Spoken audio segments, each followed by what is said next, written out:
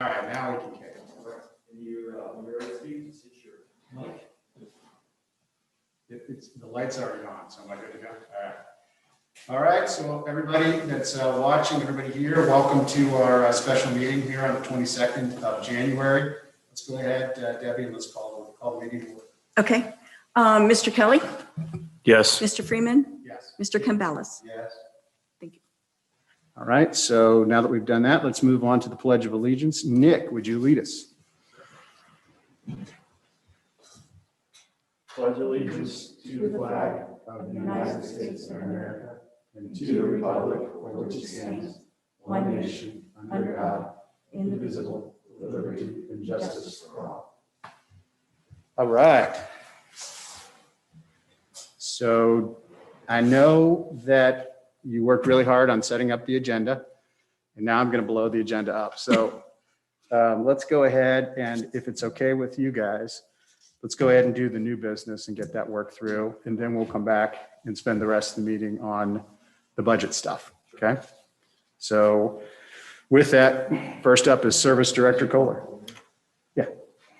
Service Director John Kohler requested a motion to certify the record of Pierce Township mileage Did you for answer? 2020 at 67,390 miles per documentation provided by the Ohio Department of Transportation. 9.988 miles added from the former village of Lynn.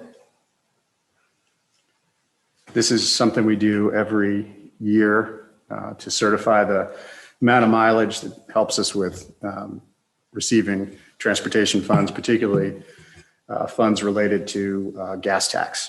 So just so everybody knows that, I don't know if everybody heard that back at through the computer, but that's what we're doing. So with that, I'll entertain a motion. I'll make the motion. Second. We have a second. Is there any discussion about that? Hearing none, roll call, please. Mr. Kelly? Yes. Mr. Campbellis?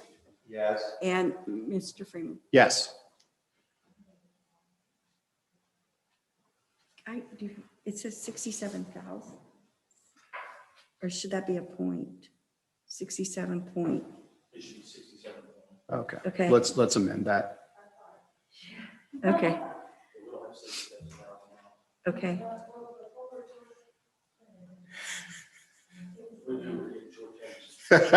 Yeah, really. Either that or our budget's gonna have to be a lot bigger. Yeah. Well, that dot and comma makes a difference. Yeah, that does. I'm going 67,000? We'll just amend that in the minutes and in Yeah. the actual motion. So with that, Loretta, you're up next. I request a motion to approve the payment of membership dues for 2021 to the Center for Local Government in the amount of $3,825. Okay. You want? Go ahead. No. Let's have a little discussion about what is the cost benefit for being a member of the Center for Local Government. One of the primary services that we receive from them is eligibility for the health benefits pool that we belong in for health and dental benefits for all of our employees. They also provide a level of professional services. It's also a collaboration of over about 30 local governments in our region that do share ideas. There's a use of forest equipment that's shared among some communities. There are several opportunities for collaboration. Sometimes they've done joint bidding of projects. So they share information and can also survey all their other members for any topic that you're interested in. It's the basics. Okay, thank you. Do we have a motion or questions? I don't have any questions. I'll make the motion. All right, motion made by Nick Kelly, trustee Kelly. I'll second. Seconded by Mr. Campbellis. Any further discussion on the matter? If none, let's do the, oh wait. Can you very quickly give the rules of engagement for the folks at home so that if they want to weigh in or make comments, because I don't have the little disclaimer that we usually read.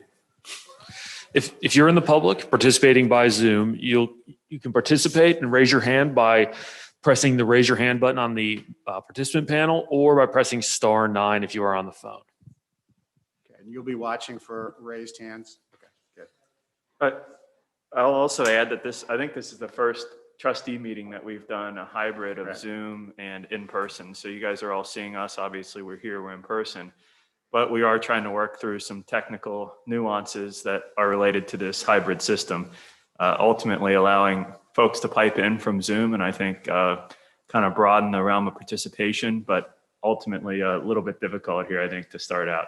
We may get some feedback, so on these microphones as well is what we've been told. So we would welcome your guys' input, anybody who's on Zoom anytime during this meeting for if you're hearing an echo or if there's anything on our end that we could do better.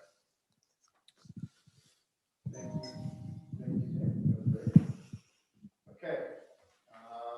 We had a motion, we had a second, we were in discussion. If I hear no further discussion on the matter, roll call. Mr. Kelly. Yes. Mr. Campbellis. Yes. And Yes.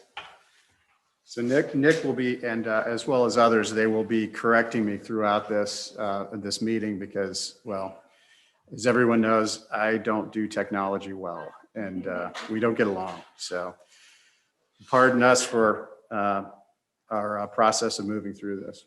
Having said that, let's move on to the next item of business, which looks like it's Loretta again. Yes, I request a motion to approve the payment of $2,700 to CSM Inc. for prepaid IT services. If we do buy a block of time, then that reduces our hourly billing rate to $90. I'll make the motion. Do we have a second? Second. We have a motion and a second. Is there any further discussion? Seeing none, let's do the roll call. Mr. Kelly, Yes. Mr. Campbellis, Yes. and Mr. Freeman. Yes. That's the last of the motions, correct? I'm going to take a break here. We're going to go into the next item, which is other business. Chief Craig Wright is here, and there's one piece of business that I'd like for you to report to the Board of Trustees and to our audience at home. Absolutely.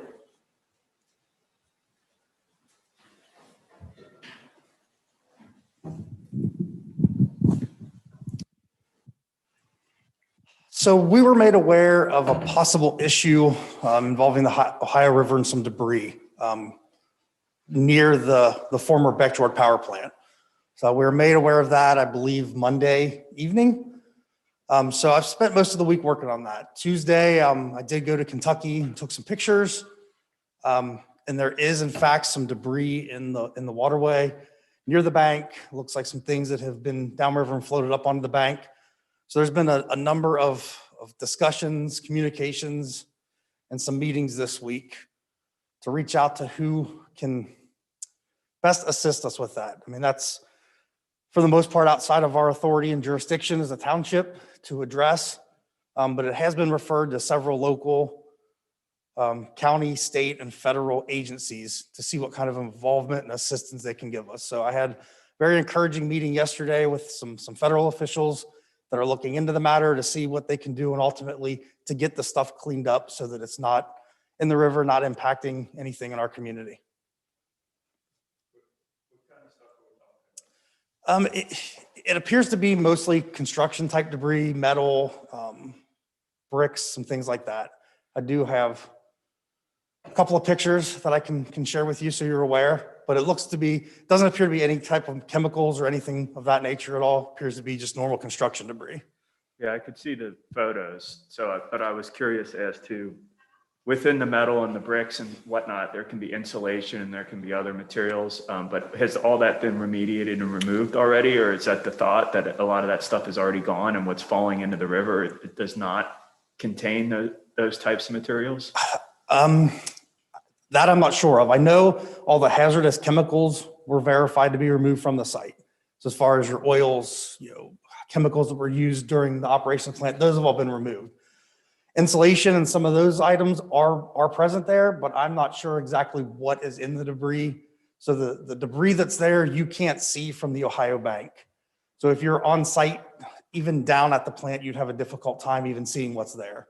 So I actually went over to Campbell County and took pictures from there. That's how I was able to see what's actually in fact in the river, near the river. Mm-hmm. As I explained to several of the agencies, we're fastly approaching our flood time of the year.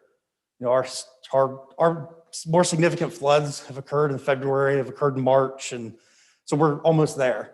And my huge concern is even the debris that's on the bank that's not yet in the water. If we have an event and the water comes up, that debris is all going to end up in the water somewhere. So I think I can confidently say that we've covered every base that I think we can possibly cover and reached out to every agency that I think can help us in some way, shape, or form. So I'm encouraged that we'll get it taken care of. It's a significant amount of brick. It is. Not just a couple of pieces of brick or anything. It's a lot of the construction debris, and it seems to have been sitting there for quite a while. So I think there's a picture on Facebook from a person from New Richmond who took a picture in November 21st. November 8th. November 8th. And you took a picture Tuesday. Yes. And it hasn't really changed that much. So, it's been sitting in the water for quite some time. And, we all want to see, we've always said about that project that we want to see, economic development on the site, but we want it done responsibly. And so the environmental cleanup is very important. And while this may not be ash in the river, my problem is that if you're not going to take care of, the metal, the bricks, the other things, and you're being sloppy on that front, what are the chances of you being sloppy on the other front? So we felt like this was something that needed to be brought to the attention of Ohio EPA because they have jurisdiction over the cleanup, and they needed to know about it. But since then, it seems like it's kind of grown beyond that. It has. So that other agencies have taken an interest. But I think it's the responsible thing for us to do to make sure we stay on top of that. Yeah. And it's been the challenge that we've faced since the beginning of the township as a whole lacks a whole lot of authority or jurisdiction over what's going on down at that site. And we're trying to do our best to stay on top of changes and updates down there. And it's been challenging at best, I think, to get things. In this particular circumstance, we would have never known had we not received that picture, because there's just no way to see it from our side of the river.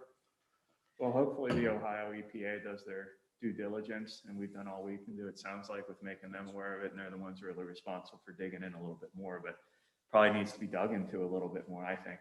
To be sure, we're saying we're taking, what they told us was there was nothing else in there, and from the pictures we see and from what you saw, it appears to be bricks and metal, and I saw them too. It does appear to be that, but we don't know for sure. We're not advocating or saying that that's all that's in there. Correct. That's what they told us, and that's what it appeared, but who knows? I think the Ohio EPA definitely needs to do a little digging on that to ensure that things are being done safely. It's definitely not very reassuring to see a whole pile of debris just sitting on the side of the river, to me.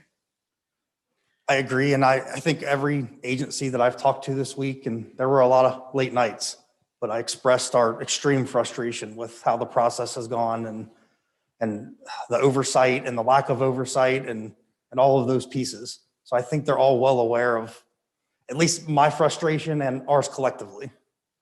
So Chief, since we have no jurisdiction, official jurisdiction over the area, are we considering, just a program, if you will, of informer surveillance, pictures from the other side, that type of thing, to kind of keep an eye on this, since we can't see the debris and so forth from this side of the river? Sounds like if that were to happen, it would have to be from the other side of the river. Yeah, and I'm happy to do that periodically. I mean, throughout the course of the last almost 2 years, I've taken pictures here and there and tried to keep an eye on what's going on, and I'm happy to go do that. I know some of the other agencies that are working out have committed to keep me in the loop of kind of where they are. So I think we'll have some of that information, but I'm happy to do that, sir. I think as elected officials, in my opinion, we do have a bit of a responsibility to keep our finger on the pulse as much as possible. We may not have jurisdiction and may not have teeth when it comes to doing anything about it, but as we've done here, we can raise the issue to the Ohio EPA and we can try to represent our citizens to the best of our ability with being as informed as possible. I think I think it would be a decent idea if we don't already have one, or to invest in a drone, which I'd mentioned before. And I don't think anything precludes us from flying a drone over there. And we could kind of check in on things like this. We had a fire on the roof of the building a little while back. It did fall under your jurisdiction. And there's no safe way to get through that building to go up and see what's going on. So, a drone in that regard. Do we have any options on possibly using a drone for things like this? We do, but there's a lot of regulation and stipulation that goes with the township having a drone. I mean, we'd have to have people that are licensed pilots to operate the drone and a whole host of other things. It would have to be a registered aircraft. And then the location we are with being on the flight plan to CVG and air care, there's a lot of logistics behind doing that. Could we just farm it out to somebody who already has all that taken care I of? think that would be probably the easier and safer solution, is to find a company that does that already has all those pieces in place, and hire them to get those pictures for us. And I'm happy to start looking into who we could possibly use to do that. I think at least having it in our back pocket and have an idea on who we could use would probably be a good idea personally. So Chief, is there any provision whereby we as elected officials can view the site or the site proper on this side of the river for our own knowledge and information? Is there any prohibition against that, to your knowledge? I think at this point it's technically private property, so it would be at the pleasure of the ownership whether they would allow you to come in and view or not. I mean, they've been somewhat receptive to myself and Chief Bachman when we've been down. And there's been instances where they've had a fire or something where they don't have a choice. So the Ohio law gives us the authority to go in to look at that. But my anticipation is that once this current issue moves a little forward, they're going to be a little more resistant and hesitant to allow us down there or even communicate what's going on. And I know from when I went down there with Craig, seeing anything meaningful is difficult because of the safety issues. So the building is partly dismantled. It's not safe. You can't get in it. You can't get close to it because there's equipment moving around all the time during the day down there. It's just, that's kind of when I threw out the drone idea, because getting a person on site to actually see anything that's going to be worth anything is probably not real feasible. And I know even the day we were down there and discussed with them about a drone, they were very reluctant to allow us to do that. And we're very, once they agreed to it to a degree, they were very restricted on where they would allow us to fly it from their property. Yeah, so you can't, you'd have to ask them if you can launch it from over there. You can't fly it over a highway, so I believe we can't fly it over 52. I don't think we can fly it over the river, I don't think. But if you had one that was robust enough and with enough range, you could fly it off of a property adjacent to there, south of 52, and buzz it over that way if you wanted to. And I don't think you really need anybody's my understanding, I don't believe, we can look into it more, I don't think you need anybody's permission to do that. Is the county, any knowledge if the county proper is looking into this, or from their perspective?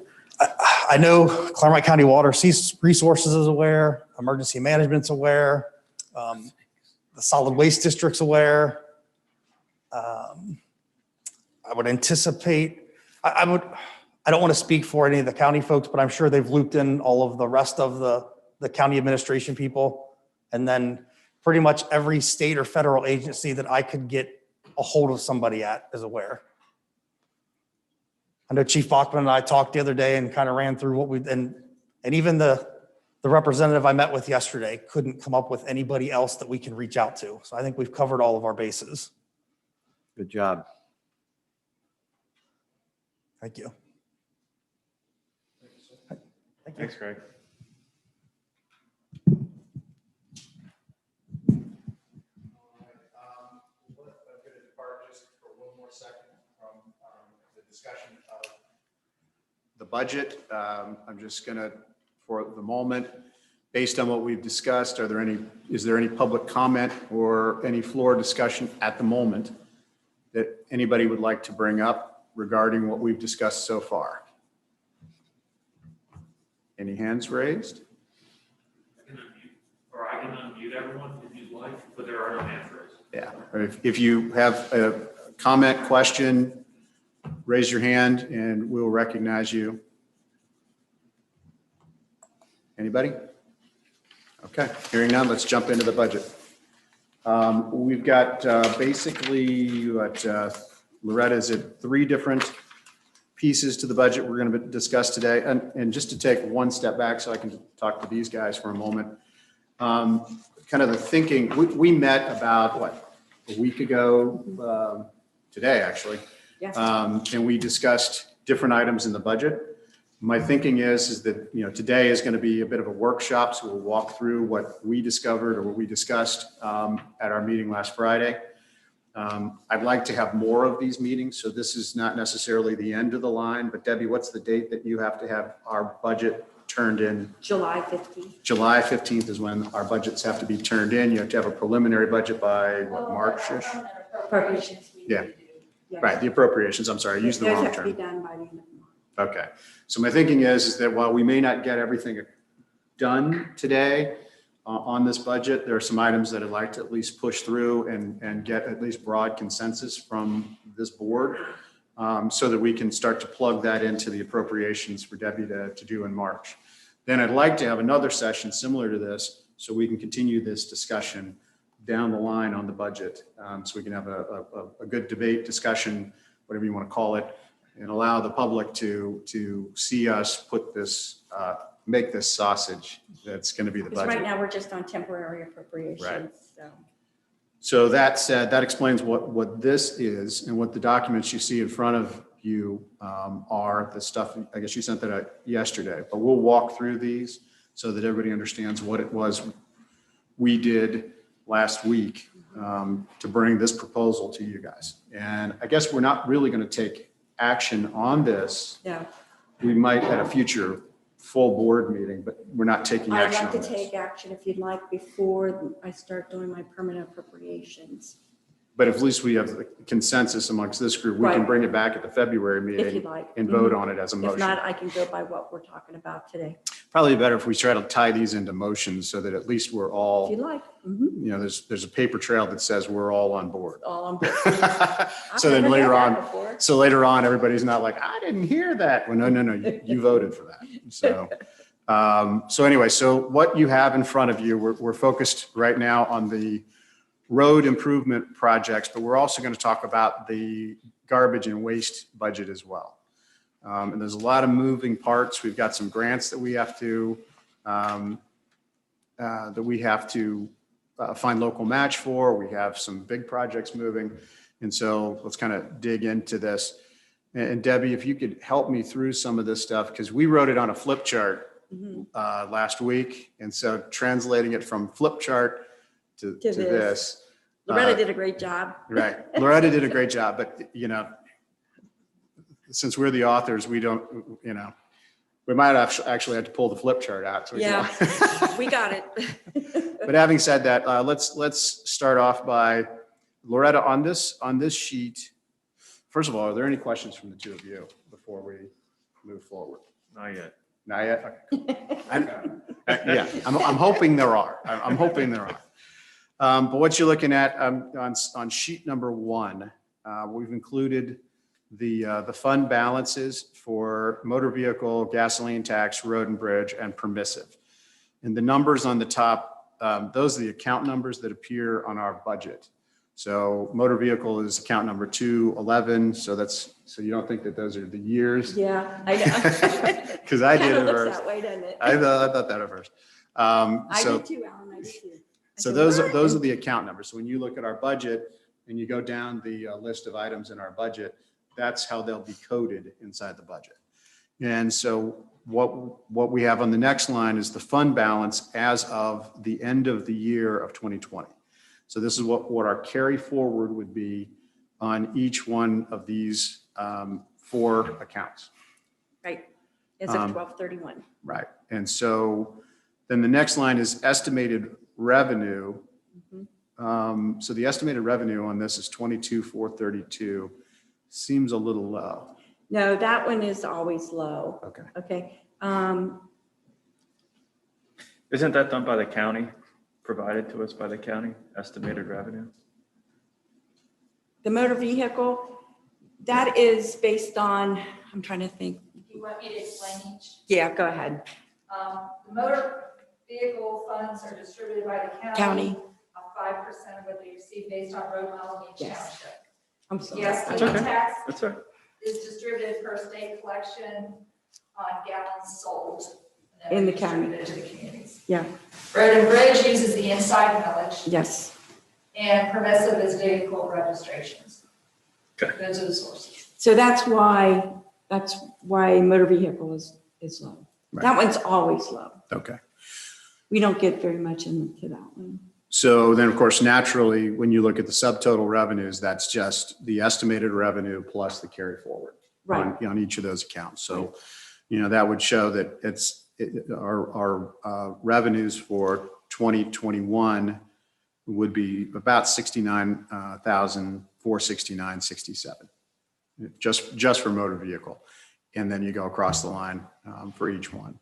We don't use that one very much. John doesn't, maybe for little items because that one's always Like equipment, rakes, stuff like that. Yeah. Comes out of that account because it is, like you said, so small. And then you jump across, you go to that last one, which is the estimated expenditures. Again, that's going to be 15,500 roughly in, equipment and supplies, things like that. And then when you go to gasoline tax, that's where we take a lot of our paving work out of. And so that revenue looks to be somewhere in the neighborhood of $274,000. It's highlighted on this sheet because that's the one that obviously is of most current interest because that's what we'll be using to fix your streets, everybody's streets. And so then the next line is road and bridge. Our total operating, the estimate would be $761,121.04. That's where John's salary comes from, just John's. Yeah, I got to throw in some jokes on the budgeting, otherwise it's boring. This one on road and bridge has really come back. John's been very conservative because I was very nervous that this one wasn't going to make it, but he has done very, very well. We've worked together hard on this one. So that's why you're not going to see construction projects come out of there, out of road and bridge. It's going to largely just be salaries for the employees. And then permissive tax, it looks like the estimated expenditures will be somewhere in the neighborhood of 70,000. And of course that's estimated. Permissive, what do we do? We're looking, put a pin in that. So as we were trying to go through the budget, we were trying to get to a point where we would have a significant amount of road improvements. Kind of taking a step back, we have graded the roads in Pierce Township, and we're going to be grading the roads in Amelia the same way. John's guys crawl all over the roads and give them grades based on a whole host of criteria. Their drainage, their potholes, their pavement conditions, et cetera. And we grade them like school, A to F. And so we've been working very hard over the last few years to try to get rid of all the Fs, get rid of all the Ds. Sorry, I stand corrected. So all the Fs are gone. We've done our job. We've done our job. All the Fs are done. So we've been trying to get as many of those done as we can. Now, in this time of COVID, there's been some changes in law that are allowing us to dip into some resources that previously we've not been able to do. We have a number of TIFs, tax increment finance districts, that have been, because the legislation was written in a certain way, we haven't been able to pull money out of those. We've only been able to put money into them. So they become like banks, piggy banks for us, but we can't get to them and use the funds in any way. The state legislature provided us with a way to tap into those. It's called Senate Bill 4. And so Senate Bill 4 says that if you have a TIF that has a balance on it, a positive balance on it, you can remove up to 25% of that TIF for your road projects, your infrastructure projects inside of your township. Because we're sitting on a significant amount of surplus in those TIF funds, and that's what this next table is, we are at a point where we can tap into a significant amount of money to flow into road and bridge. So if you look at this next part where it says SB4 sources, you'll notice it says the Walmart TIF, and the carryover on the Walmart TIF looks to be about $1,392,000. We have a Kroger TIF, which is carrying $262,000 on it. And so if you follow that all the way out, we will be able to pull down roughly $448,335.17. Be careful how you spent that 17 cents, right? And so if you go to the top line where we talked about the gas tax expenditure, we could marry up the gas tax expenditure with the 448,000, and that gives us a construction cycle for 2021, a construction budget of $722,335.17 to be used for paving. Ditching comes in that, right? Just paving. Okay. So resurfacing, our budget would be 722,335.17, which allows us with a budget like that to really dig into our D, C, and probably get into some of our lower B roads. Because as everybody knows, today's A road is next year's D road, right? So that's going to give us a pretty healthy budget that we can go forward with, but it also leaves money inside the fund so that we're not tapping out each one of those TIFs for other projects that we might find necessary. So it gives us a good balance of how we can make an impact on improving the infrastructure in Pierce while at the same time being financially prudent. I'm going to stop there and see if you guys have any questions. Thanks, Alan.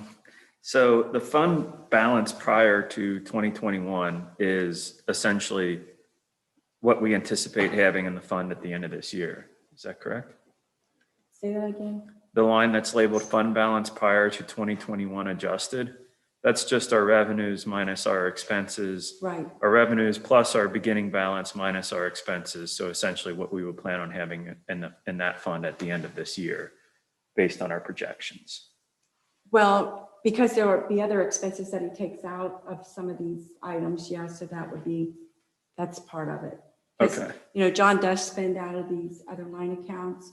This is just using the total of what we can use to come out. We figured 274,000 strictly for paving.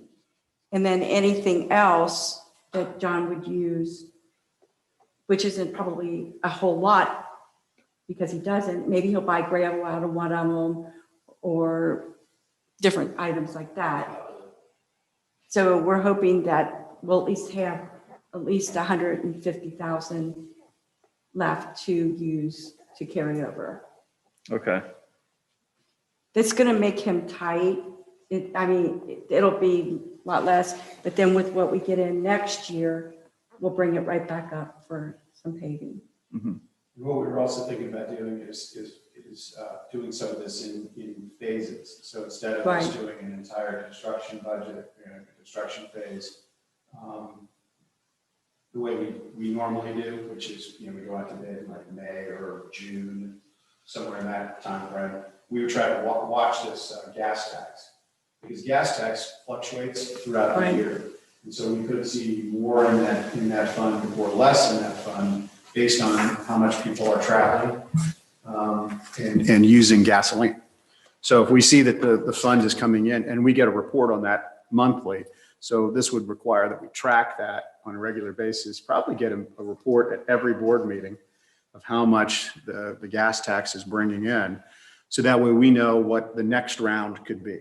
So if we see that it's tailing down, then we tailor it. So this number of 722 is more aspirational really than complete fact, because what we would have to do is if we started to see that gas tax revenue tail off, then we pull back and allow our revenue, like you said, the fund balance of 2021, we protect that. Right. So that we're not, spending today and leaving ourselves, whole tomorrow. So it's going to require us to do a little bit different budgeting than we've had in the Yeah, past. you got to react to what's actually happening. This is a projection as it Exactly. happens. Right. Yeah. So- And that's what we talked about the other day when we all met, and how we're gonna do this. And so this is what we come up with. Yeah. The 761, 12104 and Road and Bridge, that essentially for routine maintenance and day-to-day Yeah, ordinary expenses, as it were, Right. not new capital, new major improvements and the like. salaries, yeah. Ditching, okay. Yeah, or day-to-day Operations. operations. Day-to-day. Generally take out a road and bridge, because obviously they're not as large as the normal, as your bigger projects. That's mostly what we do in-house. Okay, thank you. I just make mention that I think that you can see here that what you're ending up with in this projection is that you're still maintaining a stable fund balance. You're not drawing those funds down because those totals are what you have to spend in these categories. Those are all your road funds, unless you've amended your general fund elsewhere, but you're keeping about an equivalent fund balance in 2021 that you started the year with. And the other thing, just on about the past 6 years, 7 years, we've done $200,000 worth, right around $200,000 worth of paving each year out of the gas tax. So it's been a little over like 220 or whatever. So we're really only spending, as far as out of our typical budgets that we use, we're really only spending about 50,000 more out of the budget. If you really look at it that way. Yeah, I think this is awesome. I'm glad you guys put this together. And as we know, as you alluded, Alan, these tips are pretty locked up anyway as to what you can spend on. So we're spending on stuff that we're going to have to do anyway. I think it's a good bang for your buck. The only small caveat I would have, and not necessarily that I think otherwise, but as you start to get into paving roads definitely pave the Fs, right? Pave the Ds, probably pave the Cs maybe. As we start to get higher, there's got to be a diminishing return where this road isn't that bad, or it's not bad or perceivably bad by people that drive on it. So why pave it, right? I mean, so you want to get the full life out of that road without it getting to the point that it becomes detrimental to those who travel it, right? So what do you think? Or where's the threshold on that? Well, I can say that this is not going to take us into the B roads, this amount of money. It's it's not going to take us to the B roads. It's only going to make a dent into the C roads. And it's going to be the worst of the C roads.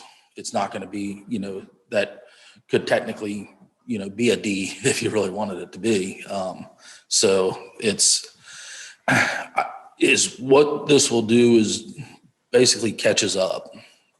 And then, we're we're not in survival mode anymore. So Okay. it's basically, carrying on with, with the added mileage of Amelia, we'll see more funds come in for that, but we generally do $200,000. We were just staying stagnant. This will allow us to fluctuate. We might only have to do $200,000 one year, even with the added 10 miles of road. Or we might have to, depending on how hard of a winter and so on and so forth, we might have to do $300,000. So it's basically going to help us, not be behind on the paving. And I guess were it not for the permissive features of Senate Bill 4, that we wouldn't have access to that 448,000 plus pot of money. Mm-hmm. And it's also going to help if we have like a major catastrophe. It's not going to be, when I say that, like, a road falling over the hill, it's not going to be, set us even farther behind, than what we already were. We have the possibility of having funds to fix that right away after this. So. Awesome.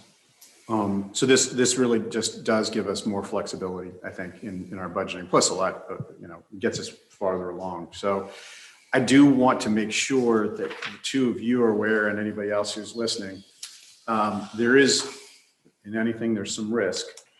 Senate Bill 4 has language inside of it that says that if the House, or if Washington passes another COVID bill, that if money is made available to the locals, as we did the last go round, then that money would then have to be used to repay the TIF. That's not a risk. It's just, that's just, so that's where that money would in part go. So last go round with COVID relief, Chief, how much did we, 492, and then we got another 13,000 in. Yeah. So a little over $500,000. So if another bill comes through that provides us with about $500,000, then, that chunk has to go to pay back the tip. But I just want you to be aware of that one piece that provides a little bit of heartburn for me. But otherwise, this gets us to where we need to go. But it does require that we monitor this month to month to month to see what we're going to end up having in our gas tax pot of money. It could go up, it could be above the 212,000 projection, or it could go below. If we were to spend that TIF money in a way that would eliminate that risk, i.e. the possibility of paying it back with the new CARES money, if we were to get it, what would be our options? I'm not sure I understand the question. So if we wanted to spend the money within the TIFs in a way that would not make it liable to having to be paid back if this bill doesn't pan out the way we hope it does, what are those options? What would those options be? In order to tap into the TIF, we would have to go back and renegotiate the TIFs. And then we would have to pass a new TIF language through this board. So essentially amend the TIF, but we'd have to go negotiate that amended TIF with the landowners. But but if we weren't going to amend the TIF, the amount, what we can spend money on. Oh, you want to know what it is that's in Yeah, the so if we wanted legislation? to spend money out of there with zero possibility of having to pay that money back, what are our options? If we did nothing, we didn't change the legislation, we just lived by the existing legislation of those TIFs, we really couldn't do anything. Because the TIF language is very specific to the area that it's in. Now, we can pull some of the TIF money off to do studies in that corridor. We could maybe do some work on the 125 corridor. sidewalk repair or anything like that, that ties to a logical tie back to the TIF. But generally, it's just whatever is geographically around that TIF. So, and when you look at the Walmart TIF, you're looking at State Route 125, which is a state road, which is in our jurisdiction. 132, which again is a state road, which is not our jurisdiction. So you'd only be able to fix what Malk Road. There's a couple of Carter. There's about a half dozen roads that we could actually work on. This gives us the ability.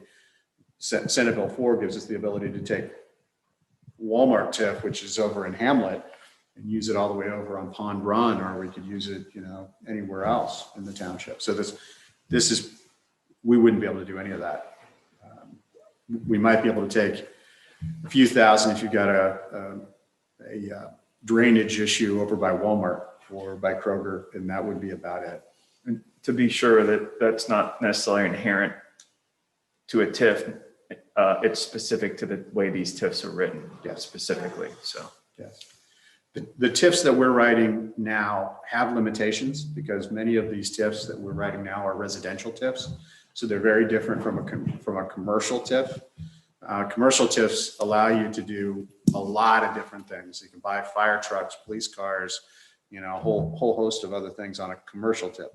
Residential TIFs are very restrictive too. And we're going to get into that here in a minute when we talk about some of the big ticket projects that we have to get funded as well. So yeah, we are, to the extent that we are writing TIFs, we're writing them as broadly as we can so that we can get the maximum out of those TIFs. And they'll also change a little bit. Yes. Yeah, state legislation has, you're right. The state legislation has, has loosened up on TIFs. They went through a phase where they were wide open. When they were first invented, everybody got a TIF. I mean, Anderson Township is a great example of TIFs. They TIF their entire township. So they didn't have to just TIF a project or a single block. They TIF the entire township. And so you've got these bizarre TIFs, and I'm drifting a little bit, but like in city of Cincinnati, there's one that we jokingly call the barbell, because if you look down on the Ohio River, there's a circular part of the TIF down on the river, and it follows, I think, Glenway Avenue, and it goes up into Lower Price Hill, and then it opens up again in Lower Price Hill. So it's got, two ends of the barbell and the handle in between. So that was all the state legislature moved to get rid of a lot of that abuse, but then they've started to come back around with recent legislation giving us more freedom on TIFs. And we are writing those to try to gain that kind of freedom. Conceivably, though, if we felt the need to do that, we could approach the landowners in that area to attempt to modify it. Is that correct? Okay. Yeah, we would. And the schools. Yeah, and the schools. So now the Walmart TIF, just so you guys, I think this is remedial for you, probably new for you, but are really two different types of TIFs. There's the 1075 TIF, which is a 10-year TIF that takes 75% of the taxable rate. And then there's a 30-year TIF. And the 30-year TIF, you have to negotiate the tax agreement with the schools. And it's a much more contentious, in some cases, process. So a lot of people like to use the 1075 because you don't have to go to the schools for the 1075. And so we have a 1075 on Prestwick, 2 of them. We are getting ready to do one for the Premier site and for what's called the Ferrugia site, or what I call the Ferrugia site. Glenmary. And that one's going to be a residential TIF. So a lot of ours are right now residential because we're not doing as much commercial activity as we are residential. But having said that, do we want to stop on this? And While you're talking about tech, just as an introduction, the next sheet is the Prestwick TIF, yeah, which is different from the commercial TIFs. I just want to make sure we've got everything accomplished with the previous discussion and how we want to move forward with that before I get into Prestwick. Yeah, I personally feel like that's probably, all things considered, our best move. I mean, I agree. There's a little bit of liability. You might not get that CARES money if you had to pay it back, but you're getting functional, tangible, very I feel like a good benefit to the residents as far as paving goes. I think you're ensuring that that happens and that money is spent efficiently, personally. Do we want to, as a group, would we like to do this as a resolution at our next board meeting? That this is, and I don't know how we word the resolution. We can work on that over the next however many weeks. But is there a sense that you'd like to do this via resolution? I think that would make sense. Make sure everybody's on the same page. Gives the instructions to the fiscal officer, but the real document this ends up in is your appropriations that you also Right. have to adopt formally. I think being more specific about the plan related just to this and doing a resolution on that would be important, personally. Next month, I was planning on bringing, what road I was planning on doing, to you guys. So, I was planning on bringing the roads that we were planning on, that I'm proposing to do next month. And so that we can hopefully send it out to bid,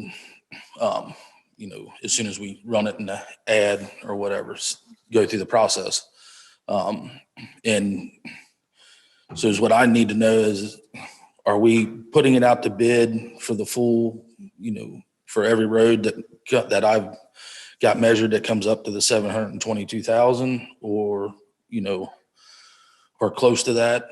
Or are we going to send like half of it out in one bid and then a couple months later send out another one? I just think the best bang for our buck is all in one, because once they're here, you don't have all the mobilization charges and all that kind of stuff of them coming in and out. And when they have larger quantities of asphalt, the price tends to go a little bit lower. So. I think that makes good sense, John. I'm kind of thinking bathroom and kitchen all at once when the contractors are on site. It's probably going to cost you less than that. Yeah, well, the reason why I ask is because there was talk of, we have to watch these funds as we go. So once we commit to a contract with them, we're not going to be able to retract out of that. And so with permissive being that it's 371, that's projected that it'd be 371,000. We have quite a bit of funds still in reserve As as insurance that we're not breaking the bank. Okay. So I kind of think that, I would like to see it go out in all one bid. Okay. I have no objection to that. It does make sense. We still need to monitor that gas tax so we know, where we stand Yes. on that, to know whether we have to go into our insurance policy. What's our liability with the gas? I mean, how much is that going to move around? If it's less than we think it's going to be, like 20,000, 50,000, 100,000 off, how far could it be off? The gas tax? Yeah, It depends. It depends on the gallons bought, I get it, but how close, on year to year, how much do we see that move around, I guess, typically, like a lot or just a little Not a bit? lot. Okay. Obviously it has they raised the gas tax. So there should be a little bit of an increase actually of what we get this year. And we're basing that off of what we've received in the past of her projections of what we're going to get. So there should actually be an increase if you really think about it. But with COVID, there's less driving. So, our gas consumption could be down too. Yeah, that's a pretty hard one to predict. You may have some pent up demand when the vaccine sometime during this year, hopefully. But so is there any other liabilities in regards to our anticipated revenues? Are there any other anticipated revenues other than the gas tax that could turn out to be less than what we projected on this sheet? Just looking at the last 4 years, it's usually been around the 200,000 mark. Well, I think what he's asking about, are there any other fears that some of the other funds that we're trying to tap into are going to slip from where they are projected? No, because Never say never, but Yeah, with low Never likeliness. say never, but right, the 5 years I've been here, I had With- if you look at the 4-year trend on my budgets, they're all about the same. Okay, that's cool. I'm just trying to make sure we were responsible here and, you know, we don't get blindsided with something. With the permissive, that's generally where I kind of keep that for salt use. Right. And obviously the past 2 years, or the past year and this year, as of right now, it's been very low use. So we're not, I haven't ordered salt this year yet. Based on the projected, you can only take it for a grain of salt, but it doesn't look like, we're not going to have a harsh winter. So, we have, he's here all week, guys. so I see that one. I don't see that one being a factor into hitting us. That's the biggest thing that could hit us, I feel, is if we had to have a whole bunch of salt ordered. Right. But we, Sorry, go ahead. oh no, you go. So based on these funds in particular, I guess it would probably have to be a significant change in the way of life for everyone, for all of us, before we would see substantive shifts in these funds. Is that Yeah. fair to kind of, okay. Can we, just for fun, can we pull all the way back to 2008, 2009? And we don't have to do it right now, but send that to the three of us or whoever else to compare what our budget line items were for these accounts back. 2008, 2009. Yeah. I have to go into the old system. Is it, I mean, I have like 5-6 years of that, at okay, least. if you've got it. Yeah, I've got it. Send it I don't around have it to in the us. top of my head right now. That's why I asked, but I've got a spreadsheet. I'll see what I can find. And send it out. Because that's where, the nuclear winter was, and if those numbers, and they'll be less because they just are. But if 7, 8, and 9 track about the same or roughly the same, that gives us some comfort, I think. Yeah, if we could just get, send it around. If, it sounds like Nick has it. so- Yeah, I don't have back to those years. I don't Okay. believe, but what I have, I'll send. I still think our liability is low here. I think mean, it is too, yeah. but I just want to make sure for everybody because we're not spending our money here. If I didn't think it was low, I wouldn't let him do it. All right. Well, that alone makes me feel good, knowing that you're on the case. Yeah, I honestly. And I wouldn't recommend it if the risks were high, I wouldn't recommend it. Well, I get all that and I appreciate it. But if anything happens, we talked about it. Right? Yeah, right. And that's why I want everybody to know going into whatever we do that, here are the risks and here are the opportunities. So that's kind of, where I am on that. Do you guys have any more questions on that? No, I think I'm good with the full Yeah, bid both the deal. numbers and the expenditures and everything. I go, okay. Yeah. So, you didn't have to twist my arm, so, Yeah, no, I know you're conservative with all that. yes, I try to be very. Now with all of this said, do we want to open it up and let people, if you have a question from home, please feel free to raise your hand and we'll take questions from the audience at this point. Well, real quick, so are we going to make authorizing John to do that all as one bid? Are we just doing that now essentially, or are we going to make that part of the motion? I think we'll make it part of the motion. Okay. Eddie, are there any hands raised out there? No hands raised. Okay, well then I'm going to pile on through. As I think Loretta pointed out, the discussion of Prestwick TIF, giving the history on all of this, Prestwick TIF, several years ago, we put did somebody's hand raise?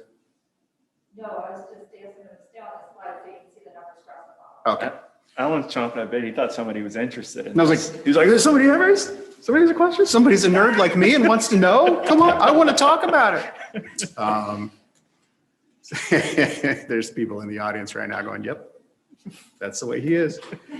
Okay, back to Bradbury. So we put a TIF in place on Bradbury. That's the old Ferguson farm, and it's a subdivision now. We put a residential TIF on a couple of years ago. And then we've now come back and put a second TIF. So we did multiple districts inside of Prestwick. So as it started to develop, we had, a couple of 1075 TIFs that were put in place.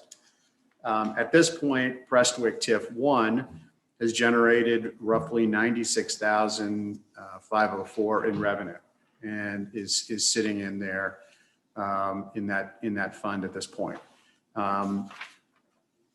We have two very large projects that are coming out, and to finish up with Prestwick TIF 2, since it's just gone into play, we probably won't see revenue off of that until 22. Right, we just put Right. numbers in there yet. Right. So that's why you don't see along this table any discussion of revenue for Prestwick TIF 2, because it's new. We'll probably see revenue second half of 22 and in full force in 23. If we're being conservative on that, we might see revenue sooner, but I just don't want to project that. So when you go over to sheet number 2, now people at home can see all this, right? Okay, cool. I just want to make sure everybody's walking through it with us. These guys are like, I'm done with this. I'm sick of walking through this. People at home are like, I can't believe I tuned in. Watch it afterward and fast forward. That's right. So we went out for an Ohio Public Works Commission grant for Bradbury Road and a second one for Cole Road.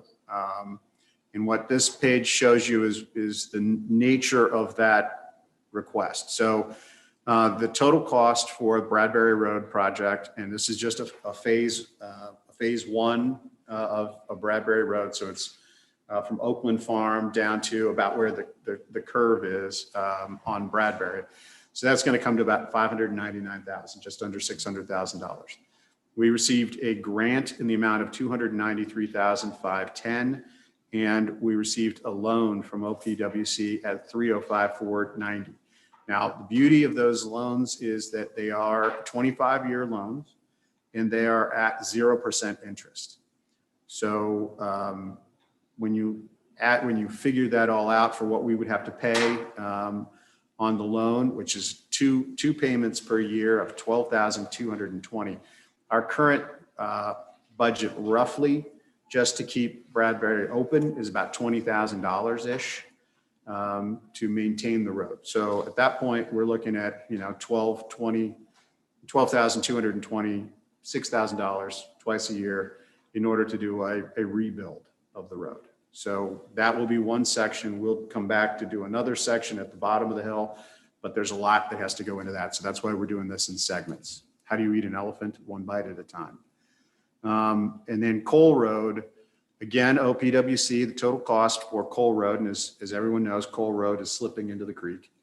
So it's a total project cost of $389,500. We received a grant for $192,750.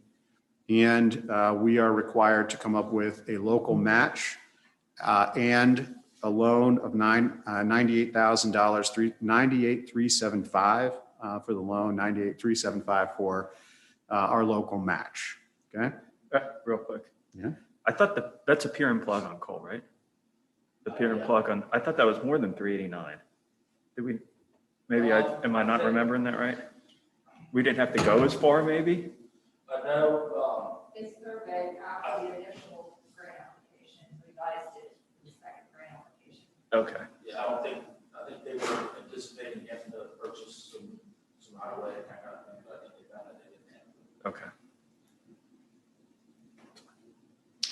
So now, looking again at the loans, since we have a loan of on Bradbury of $305,490, we have to make the $12,220 loan. Where are we going to get that money to do that?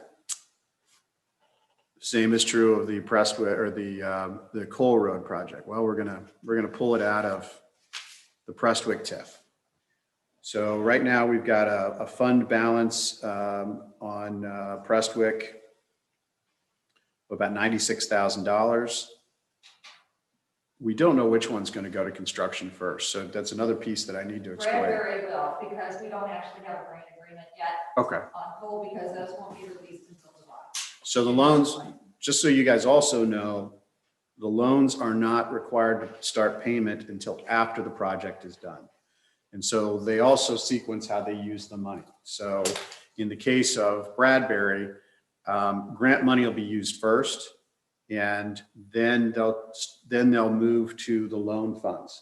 So if the project comes in at 400,000 instead of 599, which is almost not likely, but I just throw it out there, then we won't use as much of the loan fund. So it changes the dynamic of how much we would have to pay. But having said that, we have currently, as of end of year 2020, 96,504-ish inside the Prestwick TIF. And so we are now in the process of first half of 2021. So we'll be getting more money for inside that TIF fund moving into 21. So the 96,000 is right there. So there's how we would make our first payment, but we won't have to make our first payment on Bradbury probably until the end of 21. Cole Road is kind of roughly the same thing. But since we don't have the construction contract, we may not even get into construction until the end of 21. So we wouldn't have to make our first payment on Cole until 22. So since both of those things occur, that's going to allow the balance inside of the Prestwick TIF to mount up, which allows us to come up with, if you'll notice, we're calling for on, I just want to make sure we have this right, Loretta. You'll notice on Cole Road, we're looking at $98,375 for the loan, which we will pay back using Prestwick TIF. But we'll also use the Prestwick TIF balance, $98,375. That'll come out of the Prestwick TIF as well. So as we did the math, which we don't have the math here on the chart, unfortunately. These are all real numbers that you're looking at, except for the fact that we anticipate the grant agreement in our hands for coal, but we just don't actually have that paperwork yet. It doesn't happen. Well, where I was going with that is the revenue that goes into Prestwick TIF, because that's the piece that we don't have in front of these guys right now. Right, it's on the sheet before that. So Okay. it's on sheet one and the bottom of sheet one. Yeah, but So the revenue going in is 97, estimated revenue 2021 is 97,566. No payments in lieu of taxes that are due. So the 194,070 is the fund balance with all the revenue anticipated in 2021 into the Prestwick TIF. but we'll also need to And then pull I out, took the Coal Road match out. And Right. the balance is 95,695. but then that should be less another 12,000, because we'll probably be making our first payment in 21. The 95,695.16 should be less $12,220, because we're likely to make a first payment on Bradbury in 21. So our year-end balance will be, That's true. so our year-end balance will actually be what, 83,695? Well, no, 495.16. Then the other question is, what funds are coming in to also possibly cover some improvements that we are also looking around here. So it didn't go beyond what we actually had to certify, the fiscal office had to certify the source of funds for the Coal Road. So that's a commitment that I showed. It was an absolute commitment. Anything else is flexible. So basically this is how we're paying for those items out of that Prestwick TIF.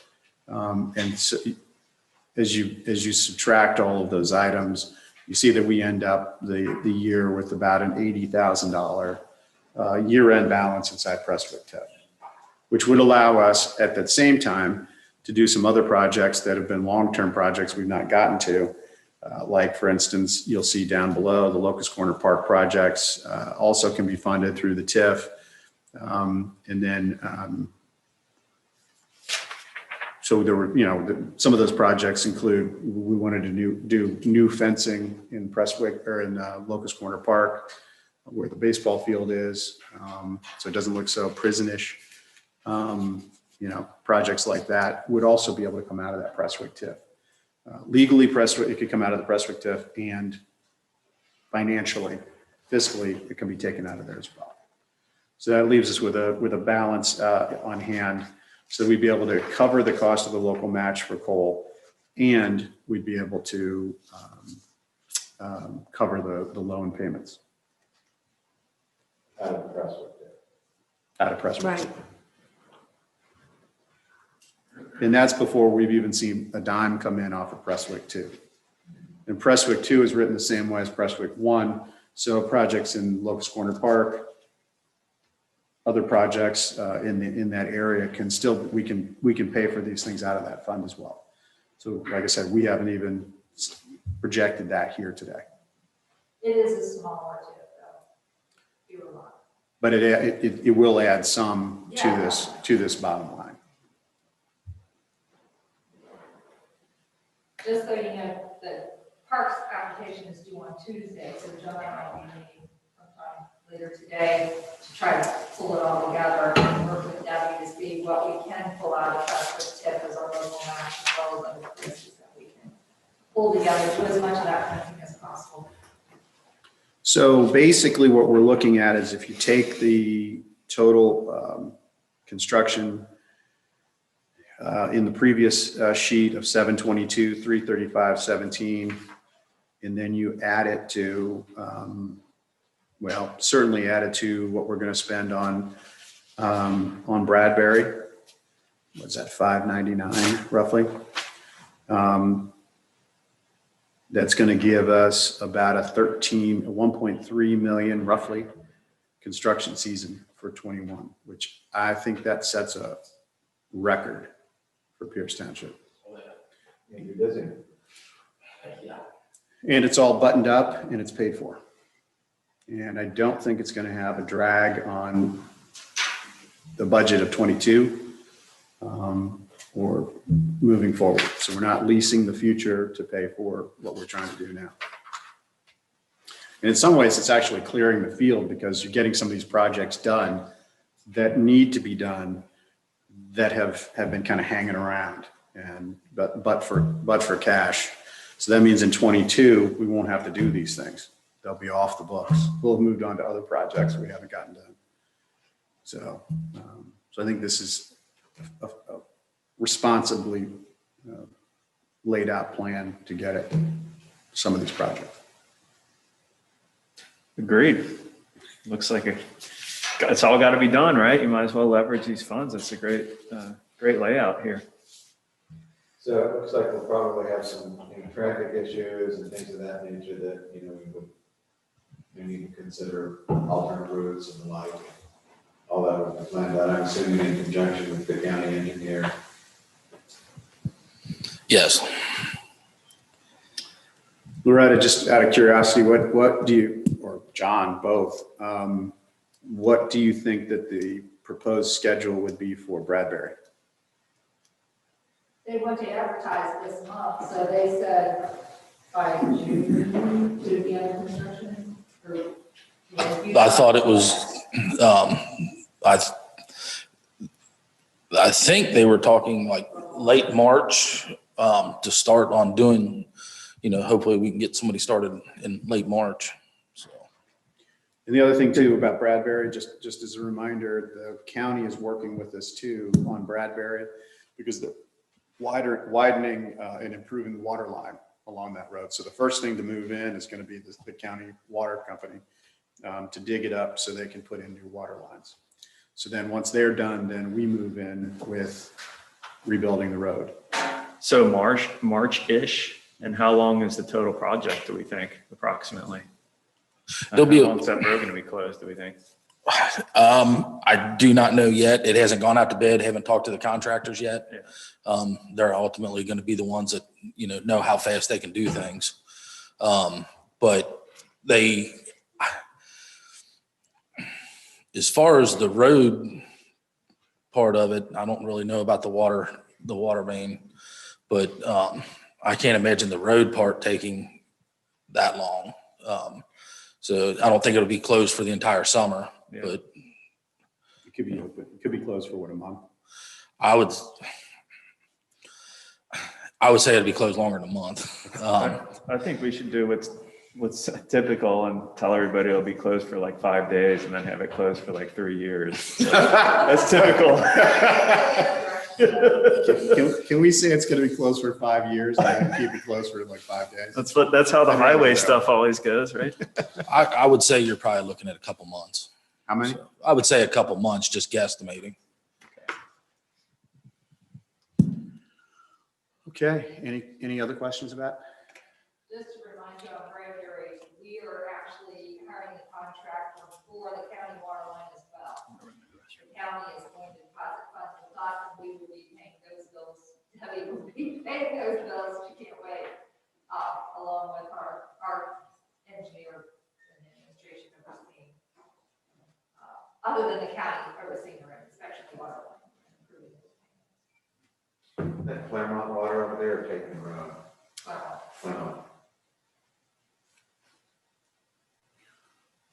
Okay, we lost a trustee. We're down a trustee. Must have had emergency. Musta.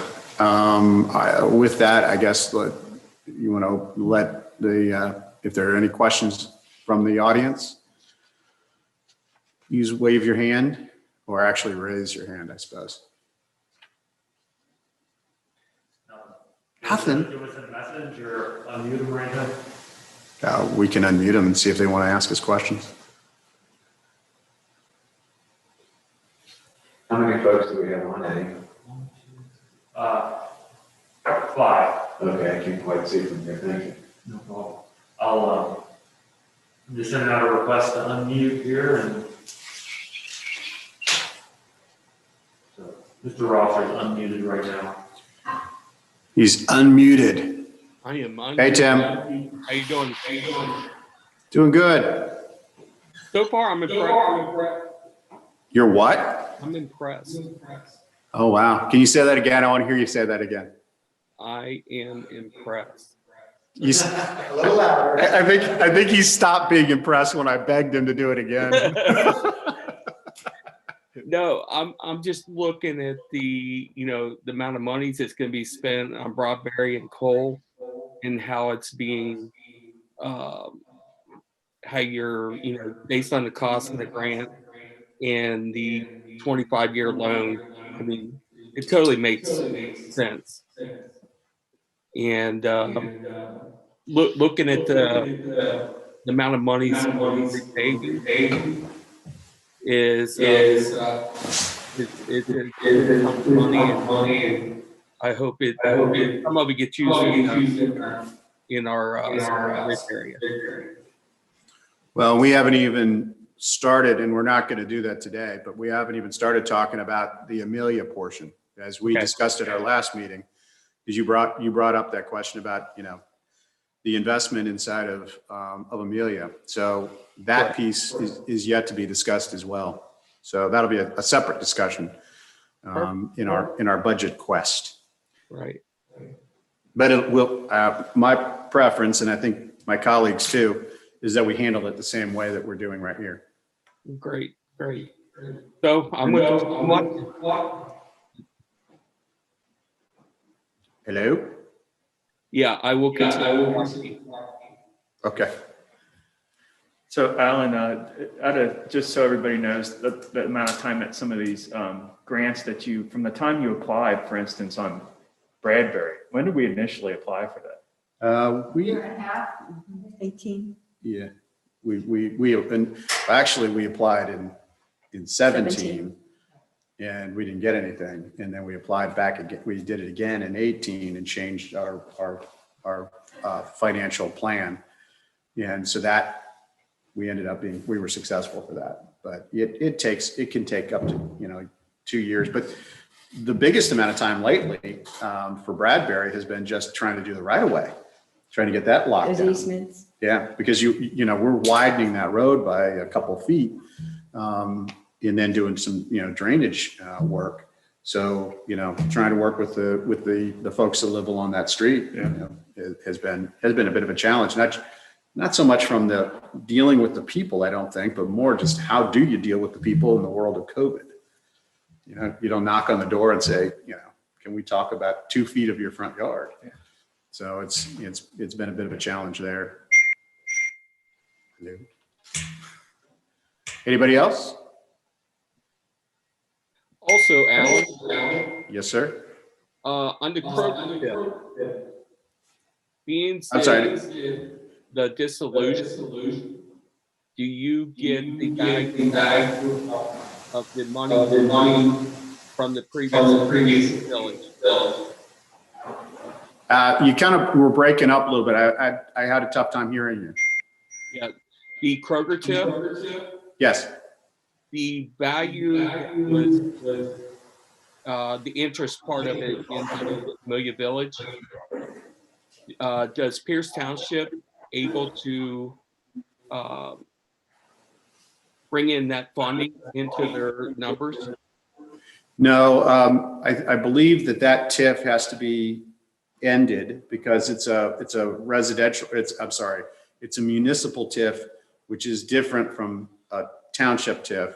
Okay. But the revenue that would be, any residual revenue that would be in there, correct me if I'm wrong, guys, right.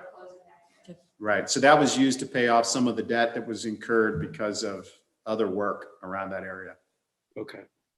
So we won't get anything from the Amelia portion of the TIF, but we are moving into the 21 cycle. So from a property tax perspective, the village will start to pay into our tax, into our revenues. Okay. If that made any sense at all. The former portion of the village of Kroger, that half of Kroger will start to pay their typical taxes. Correct. So that what used to be that TIF will start to pay 100% of its tax burden to Pierce Township.